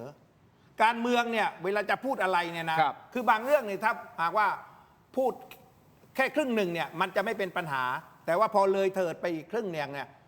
มันก็เป็นปัญหาอันนี้หมอสุพัฒน์ก็เช่นเดียวกันแล้วเดี๋ยวก่อนนะคุณเทพไทยมองว่านี่คือการบูลลี่ป่ะดูเหมือนดูแคลนป่ะหรือว่าคุณเทพไทยไม่ได้มองงั้นเพราะถ้าฟังดีๆประโยคก็ไม่ผมก็ไม่แน่ใจว่าคำว่าบูลลี่มันไม่ถึงกับดูแคลนแต่ผมมีความรู้สึกว่าเขามีความรู้สึกเขาว่าผลักมันถึงว่าแบ่งว่าเมื่อคือคนในจังหวัดสงขลาคุณเกิดที่ไหนคุณไปอยู่ที่นั่นคุณไม่มีสิทธิ์มารับใช้คนที่นี่อะไรอย่างเงี้ยแต่ไม่ใช่บูลลี่มันไม่ถึงกับเอาบูลลี่แล้วอาจารย์เบียร์มองไงครับถ้าประเด็นนี้มองว่าเป็นบูลลี่ไหมก็ไม่อย่างที่บอกอ่ะคือมันสร้างการแบ่งแยกเนาะสร้างการแตกแยกคือสุดท้ายแล้วเนี่ยการทำการเมืองเนี่ยอาจารย์ก็ยังไม่เห็นประโยชน์ของการที่จะทำให้เกิดความสมัครสมานสามัคคีกันแต่มันจะนิยมการทำให้เกิดการแตกแยกกันเพื่อที่จะทำให้ตัวเองเนี่ยได้รับการเลือกเข้าไปไม่ว่าตัวเองจะพูดความเลวความชั่วของใครแค่ไหนก็ตามหรือจะพยายามใช้กลยุทธ์อะไรก็แล้วแต่เพื่อทำลายใครแค่ไหนก็ตามด้อยค่าใครแค่ไหนก็ตามสุดท้ายแล้วเนี่ยก็เพื่อผลประโยชน์ของตัวเองเป็นที่ตั้งพอเวลาเรามองผลประโยชน์ของตัวเองเป็นที่ตั้งมากจนเกินไปมันก็จะปิดบังความดีของตัวเองจนหมดคือบางทีอาจจะคือแฟนคลับอ่ะเขาก็จะมองพรรคของตัวเองฝั่งของตัวเองว่าดีเขาก็จะเย่ๆกันคือพอเวลามันเป็นอย่างนี้มันก็ทะเลาะกันอยู่ดีเพราะนั้นการกระทำแบบนี้อาจารย์ยังไม่เห็นคุณงามความดีของแต่ละบุคคลสักบุคคลเพราะสุดท้ายแล้วพระพุทธเจ้าบอกว่าเวลาใครด่าเรามาเราด่าเขากลับพระองค์บอกว่าไอ้คนที่ด่ากลับก็เลวกว่าไอ้คนที่ด่าคนแรกเพราะมันจะต้องคิดคำพูดที่เจ็บปวดรวดร้าวมากกว่าไอ้คนแรกเพื่อให้มันเจ็บช้ำน้ำใจยิ่งกว่าและให้แฟนคลับของฝั่งตัวเองเนี่ยมันเฮได้มากกว่าไอ้แฟนคลับกลุ่มแรกสุดท้ายแล้วมันมีแต่การเอาความชั่วแลกความชั่วไม่มีใครเอาความดีแลกความดีสุดท้ายมันก็พากันล่มจมหมดแล้วคนที่ล่มจมที่สุดก็ไม่ใช่คนที่เข้าไปในสภาแต่เป็นในคนที่นั่งตาดำๆที่จะต้องมารับผลประโยชน์ต้องมารับผลไม่ดีจากการที่สองคนนี้มาทำเหตุปัจจัยอะไรก็ไม่รู้ทำให้เกิดประชาชนทะเลาะเบาะแว้งกันแบ่งฝักแบ่งฝ่ายเราต้องไม่ลืมว่าสุดท้ายแล้วคนที่ทะเลาะกันคือพวกเรานะมันไม่ใช่สองคนที่นั่งอยู่ตรงนั้นเพราะสุดท้ายแล้วจบการเลือกตั้งไปก็ต่างคนต่างไปทำหน้าที่ของตัวเองแต่ประชาชนมันยังมีแรงในการผลักดันในการทะเลาะกันไม่จบเลยนะเพราะมันมีฝักมีฝ่ายของแต่ละคนเพราะฉะนั้นสุดท้ายแล้วประชาชนต้องตั้งสติก่อนว่า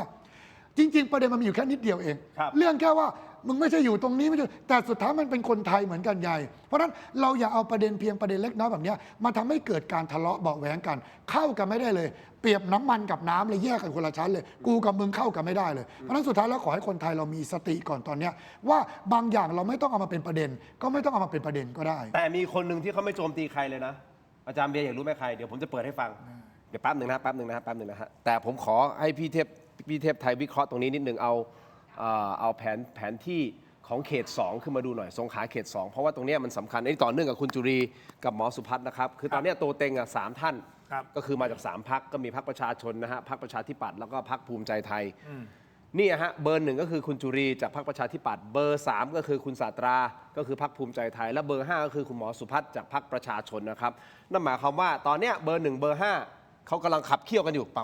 งก็ไม่รู้นะมันจะเกิดอะไรขึ้นว่าจะเทไปทางไหนยังไงแต่คุณเทพไทยมองว่าสุดท้ายคนที่ได้ประโยชน์จะเป็นพรรคภูมิใจไทยหรือเปล่าก็2พรรคก็ตีกันไปเดี๋ยวผมรอ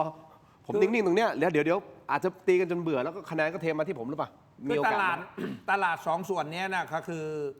เอาอย่างนี้กว่าพูดตลาดกระแสตลาดกระแสเนี่ยมันเป็นตลาดของจุลีกับหมอสุพัฒน์ซึ่งตลาดเดียวกัน ตลาดกระสุนเนี่ยมันเป็นตลาดของศาสตราเพราะฉะนั้นเนี่ยไอ้สองฝ่ายเนี้ยตอนนี้กระแสมันแรงมันคือหมายความว่ากระแสในหาดใหญ่เนี่ยมันแรง แล้วก็ถ้ามาถูกแบ่งในเป็นสองส่วนในเรื่องกระแสนะมันก็ทำให้อีกฝ่ายหนึ่งไม่มีตัวแบ่งเนี่ยมันก็จะได้เปรียบนะมันจะได้เปรียบแล้วยิ่งในฝ่ายกระแสตอนนี้ถ้าดูโพลนะก็สูสีกันมากนะดูผลโพลที่ผ่านมาเนี่ยมันก็สูสีกันมากเพราะฉะนั้นเนี่ยรอบนี้เนี่ยผมดูว่าไอ้ที่ฟาดกันไปฟาดกันมาเนี่ยกองเชียร์แหละก็เหมือนอาจารย์เบียร์ว่ากองเชียร์เนี่ยมันมาพลาดพอหมอสุพัฒน์ไล่จุลีไปอยู่ด้านโน้นไอกองเชียร์จุลีก็ถามว่าแล้วหมอสุพัฒน์เมื่อก่อนเนี่ยอยู่จะนะ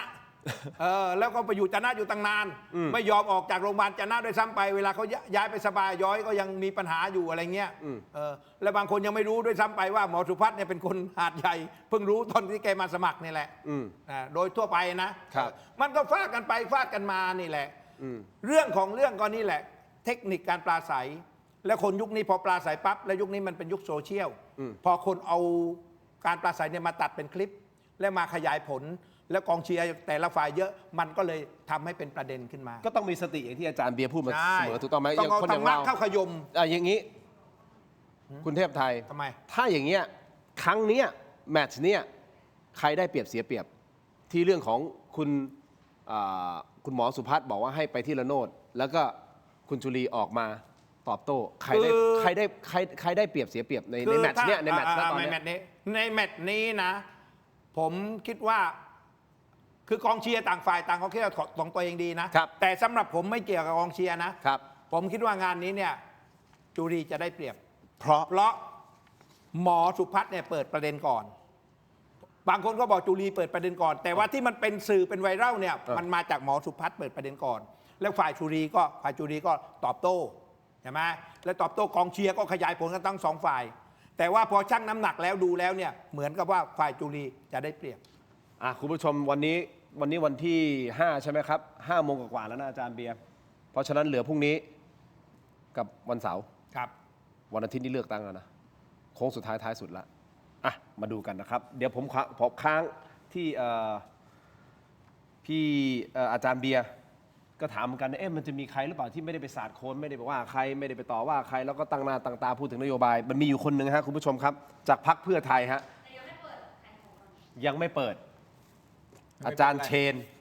จากพรรคเพื่อไทยแต่ยังไม่เปิดไงผมขออนุญาตขายของก่อนทำมากินก่อน โอเคขออนุญาตตัวผมเองก็ไม่ค่อยไหวของดีฮะอาจารย์เบียร์ครับผมขออนุญาตครับอันนี้ฮะคุณผู้ชมครับขอขอบคุณเม็ดอมซิงค์พลัสผลิตภัณฑ์ไมบาซินจากเกรเตอร์ฟาร์มานะครับมี3สูตรที่มีคุณประโยชน์จากวิตามินหลากหลายชนิดครับเม็ดอมซิงค์พลัสวิตามินซีและโคคิวเทนกลิ่นองุ่นมะนาวเม็ดอมซิงค์พลัสลูทีและบิลเบอรี่กลิ่นแบล็คเคอร์เรนต์เม็ดอมซิงค์พลัสเบต้ากลูแคนกลิ่นสตรอเบอรี่นะครับซิงค์มีส่วนช่วยในการทำหน้าที่ของระบบภูมิคุ้มกันและกระบวนการต่อต้านอนุมูลอิสระถ้าเจ็บคอไอหรืออยากเสริมภูมิคุ้มกันนะครับเลือกไมบาซินจากเกรเตอร์ฟาร์มาหาซื้อได้ที่ร้านสะดวกซื้อซุปเปอร์มาร์เก็ตและร้านขายยาทั่วประเทศไมบาซินจากเกรเตอร์ฟาร์มาก้าวสู่60 ปีอย่างมั่นคงและยั่งยืนนะครับขอบคุณมากๆครับไมบาซินนะฮะที่อยู่เคียงข้างถูกไม่เถียงต่อกันที่ขออนุญาตครับอันนี้คือยาดมสมุนไพรตรามังกรทองนะครับจากอ้อยอันโอสถนะครับแต่วันนี้ผมขอแนะนำครับยาแก้ร้อนในยาน้ำแก้ร้อนในเขากุยครับจากอ้อยอันโอสถครับบรรเทาไข้ตัวร้อนทานได้ทั้งเด็กและผู้ใหญ่นะครับมีจำหน่ายตามร้านขายยาทั่วประเทศอ่านคำเตือนในฉลากและเอกสารกำกับผลิตภัณฑ์ก่อนใช้นะครับอ้อยอันโอสถครับขอบคุณมากๆเลยนะครับนี่คือยาน้ำแก้ร้อนในเขากุยขอบคุณมากๆเลยนะครับที่อยู่เคียงข้างถูกไม่เถียงนะฮะอ้อยอันโอสถนะครับต่อกันที่ Seagull Electric นะฮะเครื่องใช้ไฟฟ้าขนาดเล็กนะครับคุณผู้ชมขอแนะนำครับปั่นเร็วแรงระดับมือโปรครับพร้อมชนทุกเมนูปั่นนะครับเครื่องปั่นอเนกประสงค์ Power Pro 2 ลิตรครับปั่นได้ละเอียดทั่วถึงรอบทิศทางระบายความร้อนได้ดีนะครับแกร่งทนมอเตอร์ทองแดงแท้ 100% ปลอดภัยมั่นใจด้วยระบบ Safety Lock Seagull Electric เครื่องใช้ไฟฟ้าขนาดเล็กที่ตอบโจทย์ทุกการใช้งานขอบคุณมากๆครับ Seagull Electric นะครับและ Seagull Electric นะฮะอันนี้คือเครื่องปั่นใหญ่ใช่ไหมแต่เขามีนี่ฮะเป็นเครื่องปั่นบดสับขนาดพกพานี่ อันนี้เป็นแบบไวเลสนะครับ ครับ ชาร์จไฟนะครับเข้ามามีระบบเซฟตี้ด้วยนะฮะถ้าไม่ได้กดลงเนี่ยมันไม่สามารถที่จะปั่นได้นะฮะผมไม่แน่ใจว่าอาจารย์เบียร์จะให้ใครไปทำกับข้าวบ้างนะฮะเหมาะกับพี่เทพไทยเพราะชอบปั่นนะฮะ มันเล็กไปว่ะปกติปั่นจะใหญ่กว่านี้ ชอบปั่นใหญ่ๆแล้ว จะปั่นใหญ่ ชอบปั่นใหญ่แล้วฮะขอบคุณครับซีโก้อิเล็กทริกนะครับต่อกันที่ยาท่าน้ำขาว 49 บาทฝาสีฟ้าตราหารคู่มาตรฐานสากลครับอันนี้คือยาท่าน้ำขาวครับ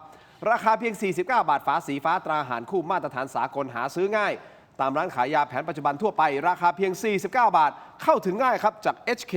Pharmaceutical นะครับนี่คือยาแก้ท้องอืดท้องเฟ้อรักษาลำไส้อักเสบนะครับฆ่าเชื้อโรคในลำไส้ขอบคุณมากๆครับยาท่าน้ำขาว 49 บาทฝาสีฟ้าตราหารคู่เข้าถึงง่ายครับจาก HK Pharmaceutical นี่นะฮะมอบให้ทั้งสองท่านนะครับท่านละ2 ขวดนะครับอันนี้คือมาตรฐานสากลเพียง 49 บาทเท่านั้นฮะอาจารย์เบียร์ของดีนะครับแล้วก็ต่อด้วยผงปรุงรสนะครับคุณผู้ชมสนับสนุนโดยผงปรุงรสรสหนึ่งครับมีให้เลือกหลากหลายรสชาตินะครับปรุงอร่อยแน่รสหนึ่งครับไม่ว่าจะเป็นรสไก่รสหมูรสเนื้อ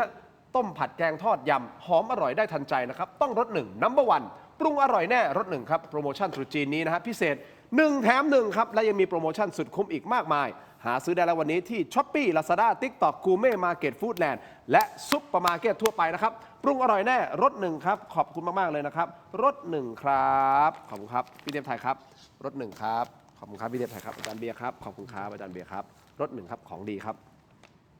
ต่อกันที่เติมความเข้มเต็มรสกาแฟด้วยกาแฟบัดดี้ดีนเอ็กซ์ตร้าเบลนด์กาแฟดำคั่วสุดเข้มสูตรเข้มข้นที่หอมอร่อยเข้มสะใจชงดำก็อร่อยเติมนมก็อร่อยลงตัวทดลองบัดดี้ดีนเอ็กซ์ตร้าเบลนด์หอมเข้มขมไม่เปรี้ยวนะครับในราคาคุ้มค่าเพียง129 บาทได้มากถึง165 กรัมนะครับสุดคุ้มขนาดนี้ลองได้แล้ววันนี้ที่ 7-Eleven ทั่วประเทศบัดดี้ดีนอร่อยเข้มไม่เปรี้ยวเต็มรสกาแฟครับมอบให้ทั้งสองท่านครับขอบคุณครับขอบคุณนะครับและนี่ครับ BrainTech Tri Screen นะครับเป็นจอเสริมสุดล้ำที่ทำงานพร้อมกันได้ถึง4 หน้าจอในเวลาเดียวกันนะครับด้วยความคมชัดระดับ Full HD และการเชื่อมต่อที่ง่ายสุดๆครับเพียงเสียบสาย USB Type C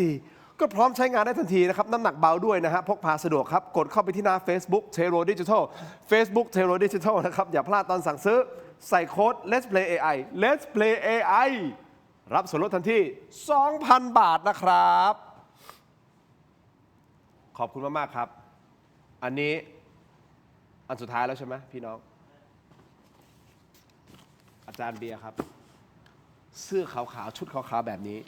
ต้องซักด้วยผงซักฟอกของดีครับอันนี้ฮะขออนุญาตนะครับวางตรงนี้เลยนะครับอาจารย์เบียร์ไม่ต้องซักมั้ง ก็ให้เขาคนซักให้ คนซักให้แต่เอาของนี้ไปซัก เอา แล้วพี่ซักเองเปล่า ผมส่วนใหญ่ซักเองแล้วแต่ว่าซักอะไร นั่นไงซักฟอกรัฐบาล เอาล่ะ บริษัทสะดวกสะอาดปลอดภัยจำกัดคือผู้ผลิตผงซักฟอกแบรนด์ไทยแท้ที่อยู่เบื้องหลังสินค้าคุณภาพในแบรนด์ร้านค้าชั้นนำมากมายนะครับไม่ว่าจะเป็นแบรนด์คุ้มค่าแบรนด์ Clean Action ของ 7-Eleven และ Lotus แบรนด์แชมป์ของ CJ Express นะครับแบรนด์ Clean D ของ Big C และก้อนดับกลิ่นโถปัสสาวะชาย Apps ดีไซน์สวยห้องน้ำหอมนะครับสนใจสั่งซื้อหรืออยากผลิตผงซักฟอกในแบรนด์ของตัวเองติดต่อได้ทุกช่องทางที่ชื่อว่า Thai Detergent Thai Detergent นะครับขอบคุณมากๆนะครับ คุณทินรวยเลยสปอนเยอะจริงๆสาธุขอบคุณมากครับเอาละฮะคุณผู้ชมเราไปดูกันนะฮะว่าบุคคลท่านนี้ขึ้นเวทีดีเบตหรือเปล่าไม่ขึ้นเหมือนกันเขาไม่ขึ้นเนาะ ใครอ่ะ จะไม่ขึ้นระยะหลังๆเขาไม่ขึ้น เอาเหรอ ใช่เขาหาเสียงเขาลงตามพื้นที่ แล้วเขาเป็นคนที่ไม่โจมตีใครเลยอะ ดร. เชนอะ ฟังครับ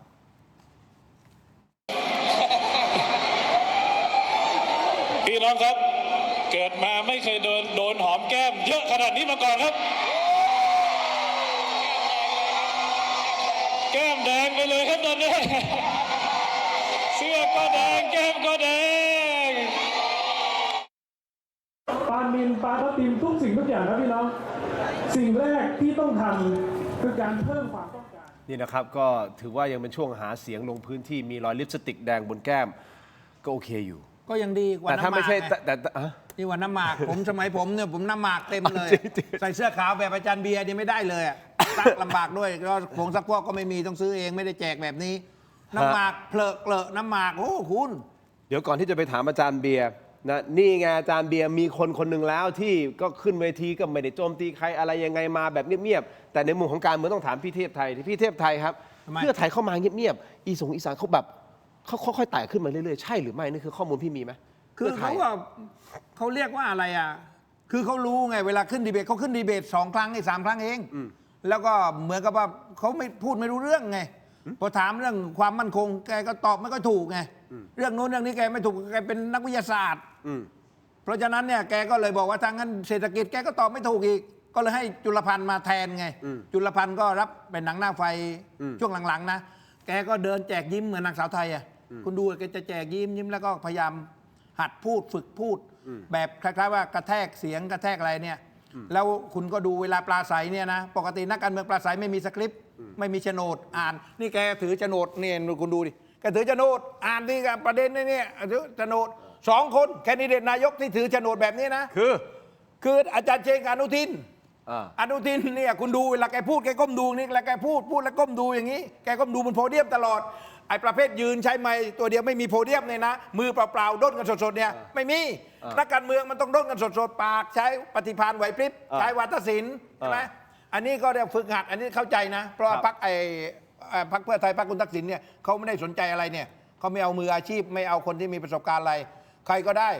อย่างตอนเห็นไหมตอนคุณยิ่งลักษณ์มา49 วันก็มาเป็นเอาพออุ้งอิงเนี่ยมาเห็นไหมเป็นเอาอันนี้ก็เชนมาอีกนี่ดีนะไม่เอาโอ๊กมานะเที่ยวหน้าไทยเนี่ยบอกโอ๊กจะได้สนุกบันเทิงไปเลยโอ๊กเนี่ยไหนก็ไหนจะได้บันเทิงมาหน่อยเรามันจะได้สบายไปเอางี้ฮะใครจะได้จัดตั้งรัฐบาลใครจะจัดตั้งรัฐบาลผมมีสูตรเดียวคุณไปถามนักวิชาการบางคน5-6 สูตรอันนี้เขาเรียกว่าหวานทั่วไปด้วยดักหมดทุกช่องยังไงก็ถูกใช่ไหมล่ะแต่ของกรุงเทพไทยสูตรเดียวฟันธงเต็งไปเลยรับเต็มถ้าถูกก็เต็มไม่กักในรับครึ่งหนึ่งใช่ไหมถ้าถูกอ่ะเต็งเนี่ยรับเต็มกินก็กินเต็มถูกก็ถูกเต็มรัฐบาลเป็นใครน้ำเงินและแดงเขียวน้ำเงินแดงเขียวเหรอใช่ก็คือหน้าเดิมก็เดิมอยู่แล้วไงมันล็อกสเปคคุณ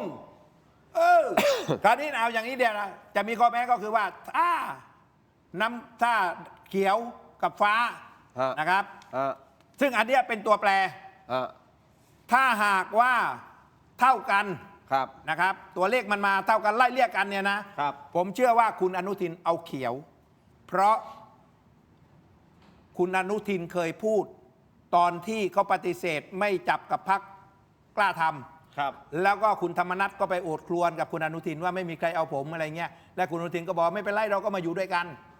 เลยมีวลีคำว่าเลือกหนูได้นัดเลือกนัดได้หนูไงใช่ไหมแต่ถ้าคุณอนุทินเอา3 พรรคนี้นะภาพลักษณ์ของรัฐบาลก็จะไม่ดีเพราะเบื้องหลังของแต่ละพรรคน้ำเงินมีภาพครูใหญ่อยู่พรรคแดงมีภาพนายใหญ่พรรคเขียวก็ผู้กองก็อยู่แล้วเพราะฉะนั้นภาพลักษณ์แบบนี้ทำให้ต้นทุนมันต่ำแล้วยิ่งปล่อยให้ประชาธิปัตย์กับส้มไปเป็นฝ่ายค้านรัฐบาลก็จะอยู่อายุไม่ยาวเพราะส้มก็ในการค้านแม้ว่าเขาเป็นมือใหม่แต่การหาข้อมูลเขาก็เชี่ยวชาญประชาธิปัตย์เก่ามากยิ่งอภิสิทธิ์นำทีมการค้านเนี่ยนะผมว่ารัฐบาลก็อาจจะอยู่ไม่ยาวเว้นแต่ประชาธิปัตย์อาจจะเสียงมากกว่าหน่อยอนุทินเลยดึงเอาประชาธิปัตย์มาเพื่อทำให้ภาพลักษณ์มันดีขึ้นแล้วก็ลอยแพธรรมนัสให้ไปอยู่ฝ่ายค้านคราวนี้ธรรมนัสกับส้มเนี่ยนะไปอยู่ฝ่ายค้านก็เหมือนน้ำมันกับน้ำเข้ากันไม่ได้ก็ยิ่งสบายทำให้พรรคฝ่ายค้านก็ไม่ค่อยได้ไม่แข็งแรงไม่แข็งแรงไงคราวนี้อยู่ตรงนี้แต่ว่าผมฟันธงไปก่อนเลยว่าอย่างไงแล้วสุดท้ายก็คือน้ำเงินแดงเขียวเดี๋ยวผมจะถามเรื่องของเขต2ที่สงขลา3 คนว่าจะฟันธงเอาฟันธงไปเลยนะจริงๆมีทั้งหมด10 ผู้สมัครนะแต่ว่าเต็ง3ก็คือมีคุณจุลีใช่ไหมมีคุณสาตรากับมีหมอสุพัฒน์เดี๋ยวแป๊บหนึ่งเดี๋ยวผมขอให้เดี๋ยวขอฟังทำจากเวลาหน่อยเดี๋ยวผมจะนั่งทางในถูกไอ้ผมได้นั่งทางในคุณนั่งทางในก่อนก็มากับอาจารย์เบียร์มันต้องเอาไสยศาสตร์แล้วให้คุณนั่งทางในก่อน สมาธิแล้วผมจะได้ถามอาจารย์เบียร์เพราะว่าหนึ่งในคำถามที่เราถามโหวตวันนี้นะคุณผู้ชมเราถามว่าคุณคิดว่าคุณธรรมของผู้สมัครมีผลต่อการตัดสินใจเลือกของคุณหรือเปล่าความหมายคือคุณในฐานะที่เป็นประชาชนจะไปเลือกในอีก2-3 วันเนี่ย ที่คูหาเลือกตั้งคุณคิดว่าคุณธรรมของผู้สมัครเนี่ยมันมีผลต่อการตัดสินใจของคุณหรือเปล่าคุณโหวตเข้ามาตอนนี้นะครับมีผลมากนะมีผลน้อยไม่มีผลแล้วก็ไม่แน่ใจโหวตกันเข้ามาเยอะๆนะครับแต่ในมุมของอาจารย์เบียร์ถ้าจะให้มองเรื่องของคุณธรรมกับการเมืองกับคนการเมืองบางทีมันเป็นสิ่งที่มันสวนทางกันในหลายๆกรณีแต่ถ้าดีที่สุดคือมันจะต้องไปในทิศทางเดียวกันนั่นคือสิ่งที่เราอยากเห็นถูกต้องไหมครับความเป็นจริงแล้วก็คือว่า พระพุทธเจ้าบอกชัดเจนอยู่แล้วว่าธรรมะเนี่ยมันทวนกระแสต่อโลกนี้มันไม่ได้ไปในทิศทางเดียวกันเพราะฉะนั้นกระแสอะไรก็แล้วแต่ที่เป็นของโลกที่ขัดแย้งกับธรรมธรรมจะไม่เดินตามกระแสนั้นธรรมจะเดินทวนกระแสออกไปเพราะว่าถ้าเราเดินตามกระแสโลกสุดท้ายแล้วเราจะไหลไปตามโลกถ้าโลกชั่วเราจะชั่วตามโลกถ้าโลกดีเราจะดีตามโลกแต่คำถามโลกทุกวันนี้ดีหรือชั่วโดยมากมันจะชั่วมากกว่าดีเราสังเกตดูจากการเมืองก็ได้ดูจากประชาชนที่เวลาเจอเรื่องอะไรแล้วมันวิพากษ์วิจารณ์กันรุนแรงทะเลาะเบาะแว้งกันจนไม่สนใจด้วยซ้ำว่าเรื่องจริงไม่จริงมันด่าก่อนเลยเราก็รู้แล้วว่าสังคมโดยมากมันจะเอียงเทไปทางไหนเพราะฉะนั้นคนก็เลยบอกว่าเฮ้ยอย่าเอาธรรมะมายุ่งเกี่ยวกับการเมืองความเป็นจริงธรรมะควรจะต้องเข้าไปยุ่งเกี่ยวกับการเมืองโดยตรงเพราะอะไรมันจะช่วยไปเบรกความรู้สึกของคนให้เบาลงเพราะฉะนั้นสังคมตอนนี้มันขาดความเมตตาการเมืองขาดการกรุณาคือการเกื้อกูลซึ่งกันและกันการใช้ชีวิตในสังคมของเราทั้งการเมืองทั้งสังคมเนี่ยมันขาดการมุทิตาคือขาดการยินดีต่อกันมันมีแต่การทำลายกันมันมีแต่การสาดชั่วใส่กันมันไม่มีการยินดีกันเลยแล้วมันขาดการวางอุเบกขาพอเวลามันเลือกได้กูก็ไม่เอากูไม่ยอมรับสุดท้ายแต่ประชาชนทั้งประเทศยอมรับแต่กลับกลายเป็นว่ากูไม่เอากูไม่ยอมรับมันเลยการขาดคุณธรรม4ข้อที่เรียกว่าพรหมวิหาร4เพราะฉะนั้นการเลือกตั้งในครั้งนี้สิ่งที่อาจารย์อยากจะฝากก็คือพรหมวิหาร4ของคนในสังคมเมตตาต่อกันบ้างต่อให้เราไม่เมตตาต่อการเมืองแต่เราควรจะเมตตาต่อพี่น้องประชาชนร่วมกันนะเพราะเราเป็นควรจะเป็นหนึ่งอันเดียวกันนะเราไม่เห็นด้วยกันในนโยบายเราไม่ลงกันได้ในการชอบไม่ชอบในแต่ละพรรคแต่สุดท้ายเราจะตกที่นั่งลำบากเดียวกันเมื่อมีรัฐบาลชุดหนึ่งขึ้นมาเราจะต้องใช้รัฐบาลชุดนี้ชุดเดียวกันจะชอบไม่ชอบเราก็ต้องใช้รัฐบาลชุดนี้ดังนั้นเราควรจะมีความเมตตาอนุเคราะห์สงเคราะห์ต่อกันหน่อยมีความสงสารเกื้อกูลซึ่งกันและกันอย่าไปนั่งทะเลาะเบาะแว้งกันมันเสียเวลา2คือเราต้องมีการกรุณาถึงเวลาเราได้มาแล้วหรือจะยังไม่ได้เราต้องช่วยเหลือกันไม่ใช่ว่ามึงไม่ใช่พวกกูเวลามึงล้มกูเหยียบซ้ำกูกระทืบซ้ำเลยมันไม่ควรเป็นแบบนั้นเราควรจะกรุณาเกื้อกูลช่วยเหลือซึ่งกันและกันสิ3คือมุทิตาเวลาเขาทำดีมันเป็นประโยชน์ควรยินดีกับเขาส่งเสริมเขาให้ดีโอเคเลยทำแบบนี้นโยบายนี้ดีอันนี้ทำมาดีเลยพวกเราที่แม้จะไม่เห็นด้วยกับพรรคนี้แต่สิ่งที่เขาทำมันดีควรจะยินดีกับเขาแต่อะไรชั่วตำหนิติติงเขาบอกเขาให้เขาแก้ตามธรรมเพราะฉะนั้นเราควรจะยินดีในสิ่งที่ควรยินดีควรจะติติงในสิ่งที่ควรติติงสุดท้ายเลยคือการวางอุเบกขาสุดท้ายมันทำอะไรไม่ได้เราควรต้องวางใจตัวเราไม่งั้นเราจะไปกวีกว่าเราจะไปตีอกชกตัวไปทะเลาะเบาแวะคนอื่นสุดท้ายแล้วคนที่ทุกข์มันเป็นเราอาจารย์เห็นคนที่ทะเลาะกันในครอบครัวเพราะลงกันไม่ได้ในการเมืองแต่ความเป็นจริงมันเป็นครอบครัวกันแท้ๆจนถึงขั้นบางคนแยกครอบครัวก็มีบางคนไม่คุยกันเบอร์หน้ากันเลยก็มีเพราะฉะนั้นสุดท้ายแล้วเราควรจะคุยกันการเมืองแบบสร้างสรรค์โดยเฉพาะเรื่องของประชาชนนักการเมืองไม่สร้างสรรค์เรื่องของนักการเมืองแต่ประชาชนควรจะต้องสร้างสรรค์แลกเปลี่ยนความเห็นกันไม่เขาเรียกว่าไม่เห็นด้วยกันแต่ควรไม่ขัดแย้งกันเข้ากันได้ดีหนูน้ำลงกับน้ำหน่อยมีความรักสอดรับกันไม่ขัดแย้งกันบ้างเพราะฉะนั้นพอเวลาขัดแย้งกันเสร็จกลับมาใช้ชีวิตตามปกติเราต้องมีความสมัครสมานสามัคคีกันเพราะสุดท้ายแล้วเราเลือกหนึ่งคนเข้าไปบริหารประเทศแล้วมันกระทบกับทุกๆคนอาจารย์เบียร์พูดประโยคนี้นิดเดียวนะฮะก่อนที่จะกลับไปที่พี่เทพไทยนะครับก็คือบอกว่าธรรมะควรเข้าไปอยู่ในการเมืองธรรมะคำสอนของพระพุทธเจ้าหรือว่าพระเพราะบางกรณีผมเห็นว่าพระเข้าไปยุ่งเกี่ยวกับการเมืองด้วยนะพระไม่ควรไปยุ่งเกี่ยวกับการเมืองอาจารย์หมายถึงคุณธรรมโอเคคือเนื้อหาแห่งธรรมควรเข้าไปยุ่งเกี่ยวกับการเมืองเพราะฉะนั้นพระกับธรรมเนี่ยมันเป็นอันเดียวกันไหมมันแยกออกจากกันได้พระเนี่ยมีหน้าที่ในการสั่งสอนธรรมะดังนั้นการเอาคืออย่างที่อาจารย์เคยถามนักการเมืองที่มีดีเบตเวทีหนึ่งของคุณเมย์อาจารย์ก็ตั้งคำถามว่าแล้วเราจะเริ่มต้นในการปูพื้นฐานคุณธรรมจริยธรรมให้กับคนในสังคมอย่างไรเพราะว่าคนในสังคมมันคือคนที่จะเดินขึ้นไปสู่เป็นนักการเมืองไงเพราะฉะนั้นการปูพื้นฐานของคุณธรรมที่จะให้มีนักการเมืองที่ดีเป็นน้ำดีมันต้องปูมาตั้งแต่แรก ก่อนที่เขาเนี่ยจะเข้าไปในการเมืองเพราะฉะนั้นอย่างน้อยที่สุดถ้าเป็นคนดีมันมีความดีโดยพื้นฐานเนี่ยมันเข้าไปเจอความชั่วมันอาจจะยังยับยั้งชั่งใจบ้างอย่างน้อยที่สุดก็ในช่วงแรกแต่เดี๋ยวท้ายมันก็โดนลากไปแต่อย่างน้อยขอให้มันมีในช่วงแรกทีนี้ถ้ามันมีมากขึ้นไอ้ความดีตัวเนี้ยมันก็จะไปแย้งไอ้ความชั่วสุดท้ายมันจะเริ่มเจ้ากันและสุดท้ายถ้าความดีมันมีมากขึ้นสุดท้ายความดีจะมากกว่าความชั่วสุดท้ายความชั่วจะโดนดันออกไปเองอาจจะไม่คาดหวังถึงขนาดนั้นหรอกที่มันจะดีแต่อย่างน้อยขอให้เริ่มต้นในการปูพื้นฐานวันนี้อย่างน้อยให้มันเริ่มต้นครับพี่เทพไทย สาธุ สำนักเทพไทยไข่กระดก ซึมซับ ซึมซับ หลักธรรมของอาจารย์เบีย ดี ร์ ครับ มาก อาจารย์เบียร์สอนว่า การวิจารณ์การวิเคราะห์การเมืองเนี่ยที่คุณจะถามให้ผมฟันธงเขต 2เนี่ย เอาภาพขึ้นมาก่อนแป๊บหนึ่ง ได้ฟังค สำนัก หลักศาสนาของหลักคำพระของ Windows พระพุทธเจ้าของอาจารย์เบียร์เนี่ย ยังไง ผ แป๊บ ม หนึ่ง ก็จะยึดหลัก มัชฌิมาปฏิปทา มัชฌิมาปฏิปทาจะเดินสายกลาง ผมจะไม่ฟันธงแล้ว และผมก็จะ เอามัชฌิมาปฏิปทาเดินสายกลาง และก็สู่วิชาโนภวังโหติ โอ้นี่ผมหลักธรรมะนี่ซึมซับมากนี่ถ้าหากว่าคุณได้นั่งออกรายการนี้จนถึงเที่ยงคืนเนี่ยผมบวชเลยนะ เดี๋ยวก่อนคำพูดแต่ละคำที่เขาพูดนี่พูดถูกไหม ถูกดิไม่ถูกได้ไงถูกดิสู่วิชาโนภวังโหติ ผู้รู้ดีเป็นผู้เจริญใช่ไหมอาจารย์เห็นไหมผมนี่ประตูนี่ถ้าหากว่าเรียนทางพระเนี่ยประเรียน9เลยนะเชื่อ เป็นมหาท่านเจ้าคุณได้นะคุณ แล้วสรุปจะฟันธงไหมฟันธงไหม มัชฌิมาปฏิปทาคำสอนของเอาอย่างนี้ไอ้3 คนนี้นะที่คุณให้ผมฟันธงนะผมว่าสูสีมากเลยพลิกชนะได้ไม่ทิ้งไม่ขาดเลยอะฟันธงยากมาก3 คนนี้นะ รับรองได้ ไม่ใช่ว่าศาสตราจะไม่มีโอกาสนะศาสตราก็มีโอกาส คุณเทพไทย ทำไม อย่ามาอย่างนี้กับผม ทำไมคุณยามาอย่างนี้ไง คุณเป็นเจ้าสำนักเทพไทยไข่กระดก คุณจะมาแบบว่าไม่ฟันธงไม่ได้ คุณต้องเลือกมา1 คนฟันธงมาหน่อย ผิดถูกไม่รู้ไม่เป็นไรไม่ว่ากันแต่อยากรู้จาก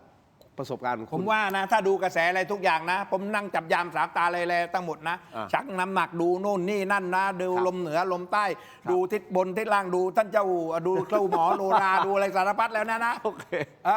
ผมว่าจูดีได้เปรียบ โอเครอดูคุณผู้ชมปากกาในมือของท่านวันที่8 กุมภาพันธ์นี้วันอาทิตย์นี้นะครับเรามาช่วยกันกำหนดอนาคตของประเทศร่วมกันเพราะเราทุกคนประชาชนคือเจ้าของประเทศร่วมกันจากข้อมูลต่างๆนานานะครับก็เอามาประมวลอยู่ในความคิดของท่านและก็เลือกด้วยการกลั่นกรองแบบมีสตินะครับวันนี้เมื่อวานนี้เดี๋ยว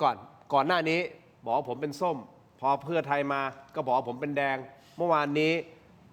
ผมเป็นน้ำเงินคุณเป็นทุกสีอ่ะท่านรองนายกมาไงท่านเอกนิติมาก็บอกเป็นน้ำเงินวันนี้บอกว่าทำไมผมโจมตีน้ำเงินหนักจังเลยเล่นแต่พรรคภูมิใจไทยผมทำตัวไม่ได้ไม่ถูกไม่ใช่ไม่ถูกครับผมก็ทำตัวอย่างนี้แหละฮะเดี๋ยวผมก็จะเปลี่ยนผมสรุปได้ไหมโจมตีไปเรื่อยๆหมายถึงว่าก็มีประเด็นก็คุยไปเรื่อยๆทุกวันผมสรุปได้ไหมสรุปว่าอะไรคุณเป็นจิ้งจกเปลี่ยนสีได้ตลอด เราเป็นสื่อครับแต่ที่แน่ๆสิ่งที่ผมไม่อยากเห็นเลยแต่มันเกิดขึ้นแล้วนะครับเราเคยถูกขนานนามว่าเราจะเป็นเสือตัวที่ 5 ของเอเชียแต่ทุกวันนี้ Financial Times มาพาดหัวข่าวบอกว่า How Thailand became the sick man of Asia ประเทศไทยเป็นคนป่วยของเอเชียแล้วนะฮะตอนนี้ใช่ไหมมันไม่เป็นสิ่งที่ไม่น่าภูมิใจและถ้าไปอ่านเนื้อในเดี๋ยวคุณผู้ชมลองไปหาอ่านดูข้างในจากเสือตัวที่ 5จะเป็นเราเป็นคนป่วยของเอเชียแล้วนะครับและสุดท้ายก็เป็นเสือ11 ตัวย าแก้ไอน้ำดำไม่ใช่คนอ่านออกแหมคุณอยากแก้ไอเอาล่ะคุณผู้ชมขอบคุณทุกท่านที่โหวตเข้ามาดูโหวตกันหน่อยนะครับนี่ฮะคุณคิดว่าคุณธรรมของผู้สมัครมีผลต่อการตัดสินใจเลือกของคุณหรือไม่มีผลมาก 84% มีผลน้อย 6% ไม่มีผลเลย 6%ไม่แน่ใจอยู่ที่ 3% จริงๆมัน3จุดกว่าอะไรพวกนี้นะฮะมันก็จะได้รวมๆกันแล้วเป็น100นะฮะคุณผู้ชมเห็นไหมขอบคุณมากนะฮะที่โหวตเข้ามา10,000 กว่าคนเลยอ่ะใช่ไหมไทย10,000 กว่าคนเลยกว่าเห็นไหมขอบคุณครับเพราะบารมีของอาจารย์เบียร์ใช่แต่นิดนึงก่อนจบพอดีน้องอะไรนะน้องโซจูทำไมทำอินโฟกกตมา แล้วถ้าผมไม่เปิดเขาจะเสียใจ โอเค เปิดมาเลย เปิดมา เปิดมาไหนๆก็ไหนๆแล้วอาจารย์เบียร์บอกพวกมึงก็พูดไปอีกนึงยังไงเปิดมาอินโฟกกตมาอย่ามาแหวงใช่ไหมอะไรเนี่ยที่เขาคุยกันยังไงฮะเปิดมาแล้วฮะไหนบอกเตรียมมาเรื่องเนี้ยเสียหายเราเนี่ยเสียหายเรื่องความมั่นใจถ้าใครไม่เชื่อมั่นกรรมการอย่าไปเลือกตั้งเลยคุณแสวงบุญมีเลขาธิการคณะกรรมการการเลือกตั้งพูดในรายการกรรมการข่าวคุยนอกจอของพี่สรยุทธ์สุทัศนจินดาเมื่อวานนี้เองครับสั้นๆพี่เทพไทยทำไมแบบนี้มันพูดไม่ถูกมันเสี่ยงหรือเปล่าขาดก็เรียกว่ามีปัญหาทางการสื่อสารเลยพี่แหวงผมเนี่ยแต่ให้ความเป็นธรรมนะเพราะว่าถ้าต้องไปฟังบริบททั้งหมดนะว่าแกความหมายว่าอะไรนะแกมาขอโทษแล้วว่าแกพูดสั้นไปหน่อย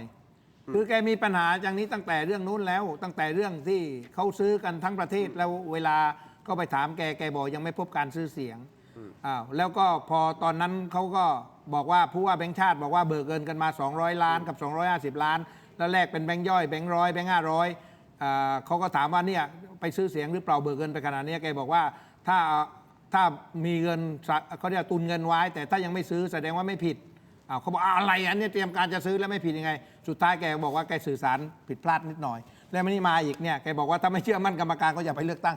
คือแกมีปัญหาทางด้านการสื่อสารต้องไปอบรมอะไรกับอาจารย์เบียร์ได้ไหมอาจารย์เบียร์ปอกระหม่อมหน่อยอาจารย์เบียร์นี่จะปอกระหม่อมหน่อยดิสติแกไม่ค่อยดีแล้วต้องมีสติอาจารย์เบียร์บอกแล้วต้องอยู่ในสติแล้วก็จะได้ถูกต้องจะพูดอะไรจะได้ตรงความจริงขอบคุณนะครับภาษาบาลีว่าไงอาจารย์เบียร์จะแสดงความเห็นประเด็นนี้หรือเปล่าผมไม่แน่ใจเพราะอาจารย์เบียร์ยังไม่ได้ฟังบริบททั้งหมดแต่อาจารย์เบียร์ก็น่าจะคืออย่างนี้ถ้าสมมติเรื่องของการสื่อสารเป็นสำคัญเนาะเพราะเวลาเราสื่อสารอะไรออกมาบางทีมันจะต้องชัดเจนหรือแม้แต่บางท่านที่สื่อสารออกมาชัดเจนแล้วเนี่ยแต่ถูกตัดบางช่วงบางตอนออกมาแล้วมันถูกบิดไปอยากให้อาจารย์เบียร์ให้สติเราหน่อยเกี่ยวกับเรื่องของการสื่อสารก็อยากให้สติทุกฝ่ายเนาะหนึ่งก็คือผู้ฟังเนี่ยเวลาฟังก็ต้องจับประเด็นให้เข้าใจอย่างพระพุทธเจ้าบอกว่าสุดสูสั่งและปเตปัญญังฟังด้วยดีย่อมได้ปัญญาเพราะฉะนั้นการฟังด้วยดีย่อมได้ปัญญาแก่ตนเองเพราะฉะนั้นจะฟังอะไรก็พินิจพิจารณาเรียกว่าโยนิโสมนสิการไข้ควรในสิ่งที่ฟังให้แยบคายอย่าเพิ่งรีบร้อนในการตัดสินใจว่าถูกว่าผิดให้ไข้ควรไว้ก่อนรับไว้ก่อนแล้วก็เอาไปพิจารณาอีกทีหนึ่งส่วนผู้พูดก็ต้องมีสติสัมปชัญญะในการพูดเพราะว่าสิ่งที่เราพูดอะไรไปก็แล้วแต่ถ้าเราขาดสติสัมปชัญญะขาดความใกล้ควรตามธรรมการใกล้ควรโดยบริบทของการพูดสุดท้ายคำพูดนั้นเนี่ยจะย้อนกลับมาทำร้ายตัวเราเองได้เพราะฉะนั้นถ้าคำพูดอย่างที่เมื่อกี้ที่เขาพูดออกมาเนี่ยมันเป็นสิ่งที่พูดออกมาจริงบริบทมันเป็นเจตนาของเขาอันนี้ก็ขาดวุฒิภาวะในการพูดไม่ควรแก่การพูดเพราะว่าการพูดแบบนี้เนี่ยมันเหมือนตัวเองเป็นกกต.ด้วยมันอาจจะเป็นเหตุเป็นปัจจัยที่เหมือนไปทำให้คนบอกว่าไม่จำเป็นต้องมาเลือกตั้งถ้าไม่มั่นใจไม่เชื่อถือซึ่งความเป็นจริงตัวเองต้องกลับไปแก้ไขที่ตัวเองเพราะฉะนั้นสัตบุรุษเนี่ยควรแก้ไขตัวเองไม่ควรไปแก้ไขคนอื่นไม่ใช่ไปผลักใส่ไล่ส่งให้คนอื่นเนี่ยไม่ไปเลือกตั้งแต่ควรจะกลับไปแก้ไขตัวเองว่าจะทำยังไงให้ตัวเองมีความน่าเชื่อถือเพื่อให้คนอื่นเนี่ยยอมรับนับถือตัวเองเพราะตนเองมีส่วนเกี่ยวข้องเกี่ยวกับการเลือกตั้งเพราะฉะนั้นก็ต้องมีสติทั้งสองฝ่ายแต่ฝ่ายที่มีหน้าที่รับผิดชอบควรมีสติที่สุดเพราะตนเองเป็นสารตั้งต้นของการสื่อสารนั้นจงมีสติสัมปชัญญะเอวังก็มีด้วยประกาศนีสาธุผมไม่รู้คนไหนอาจารย์เบียร์ครับวันนี้ขอบคุณอาจารย์เบียร์นะครับอนุโมทนาอนุโมทนาสาธุนะครับคุณรักษาพรรักษาคุณเทพไทยไข่ขอให้ตั้งมั่นอยู่ในศีลในธรรมนะโยมเจริญพรโยมทั้งหมดนี้คือถมไปเถียงขั้นล่างคุณผู้ชมไปก่อนครับสวัสดีครับ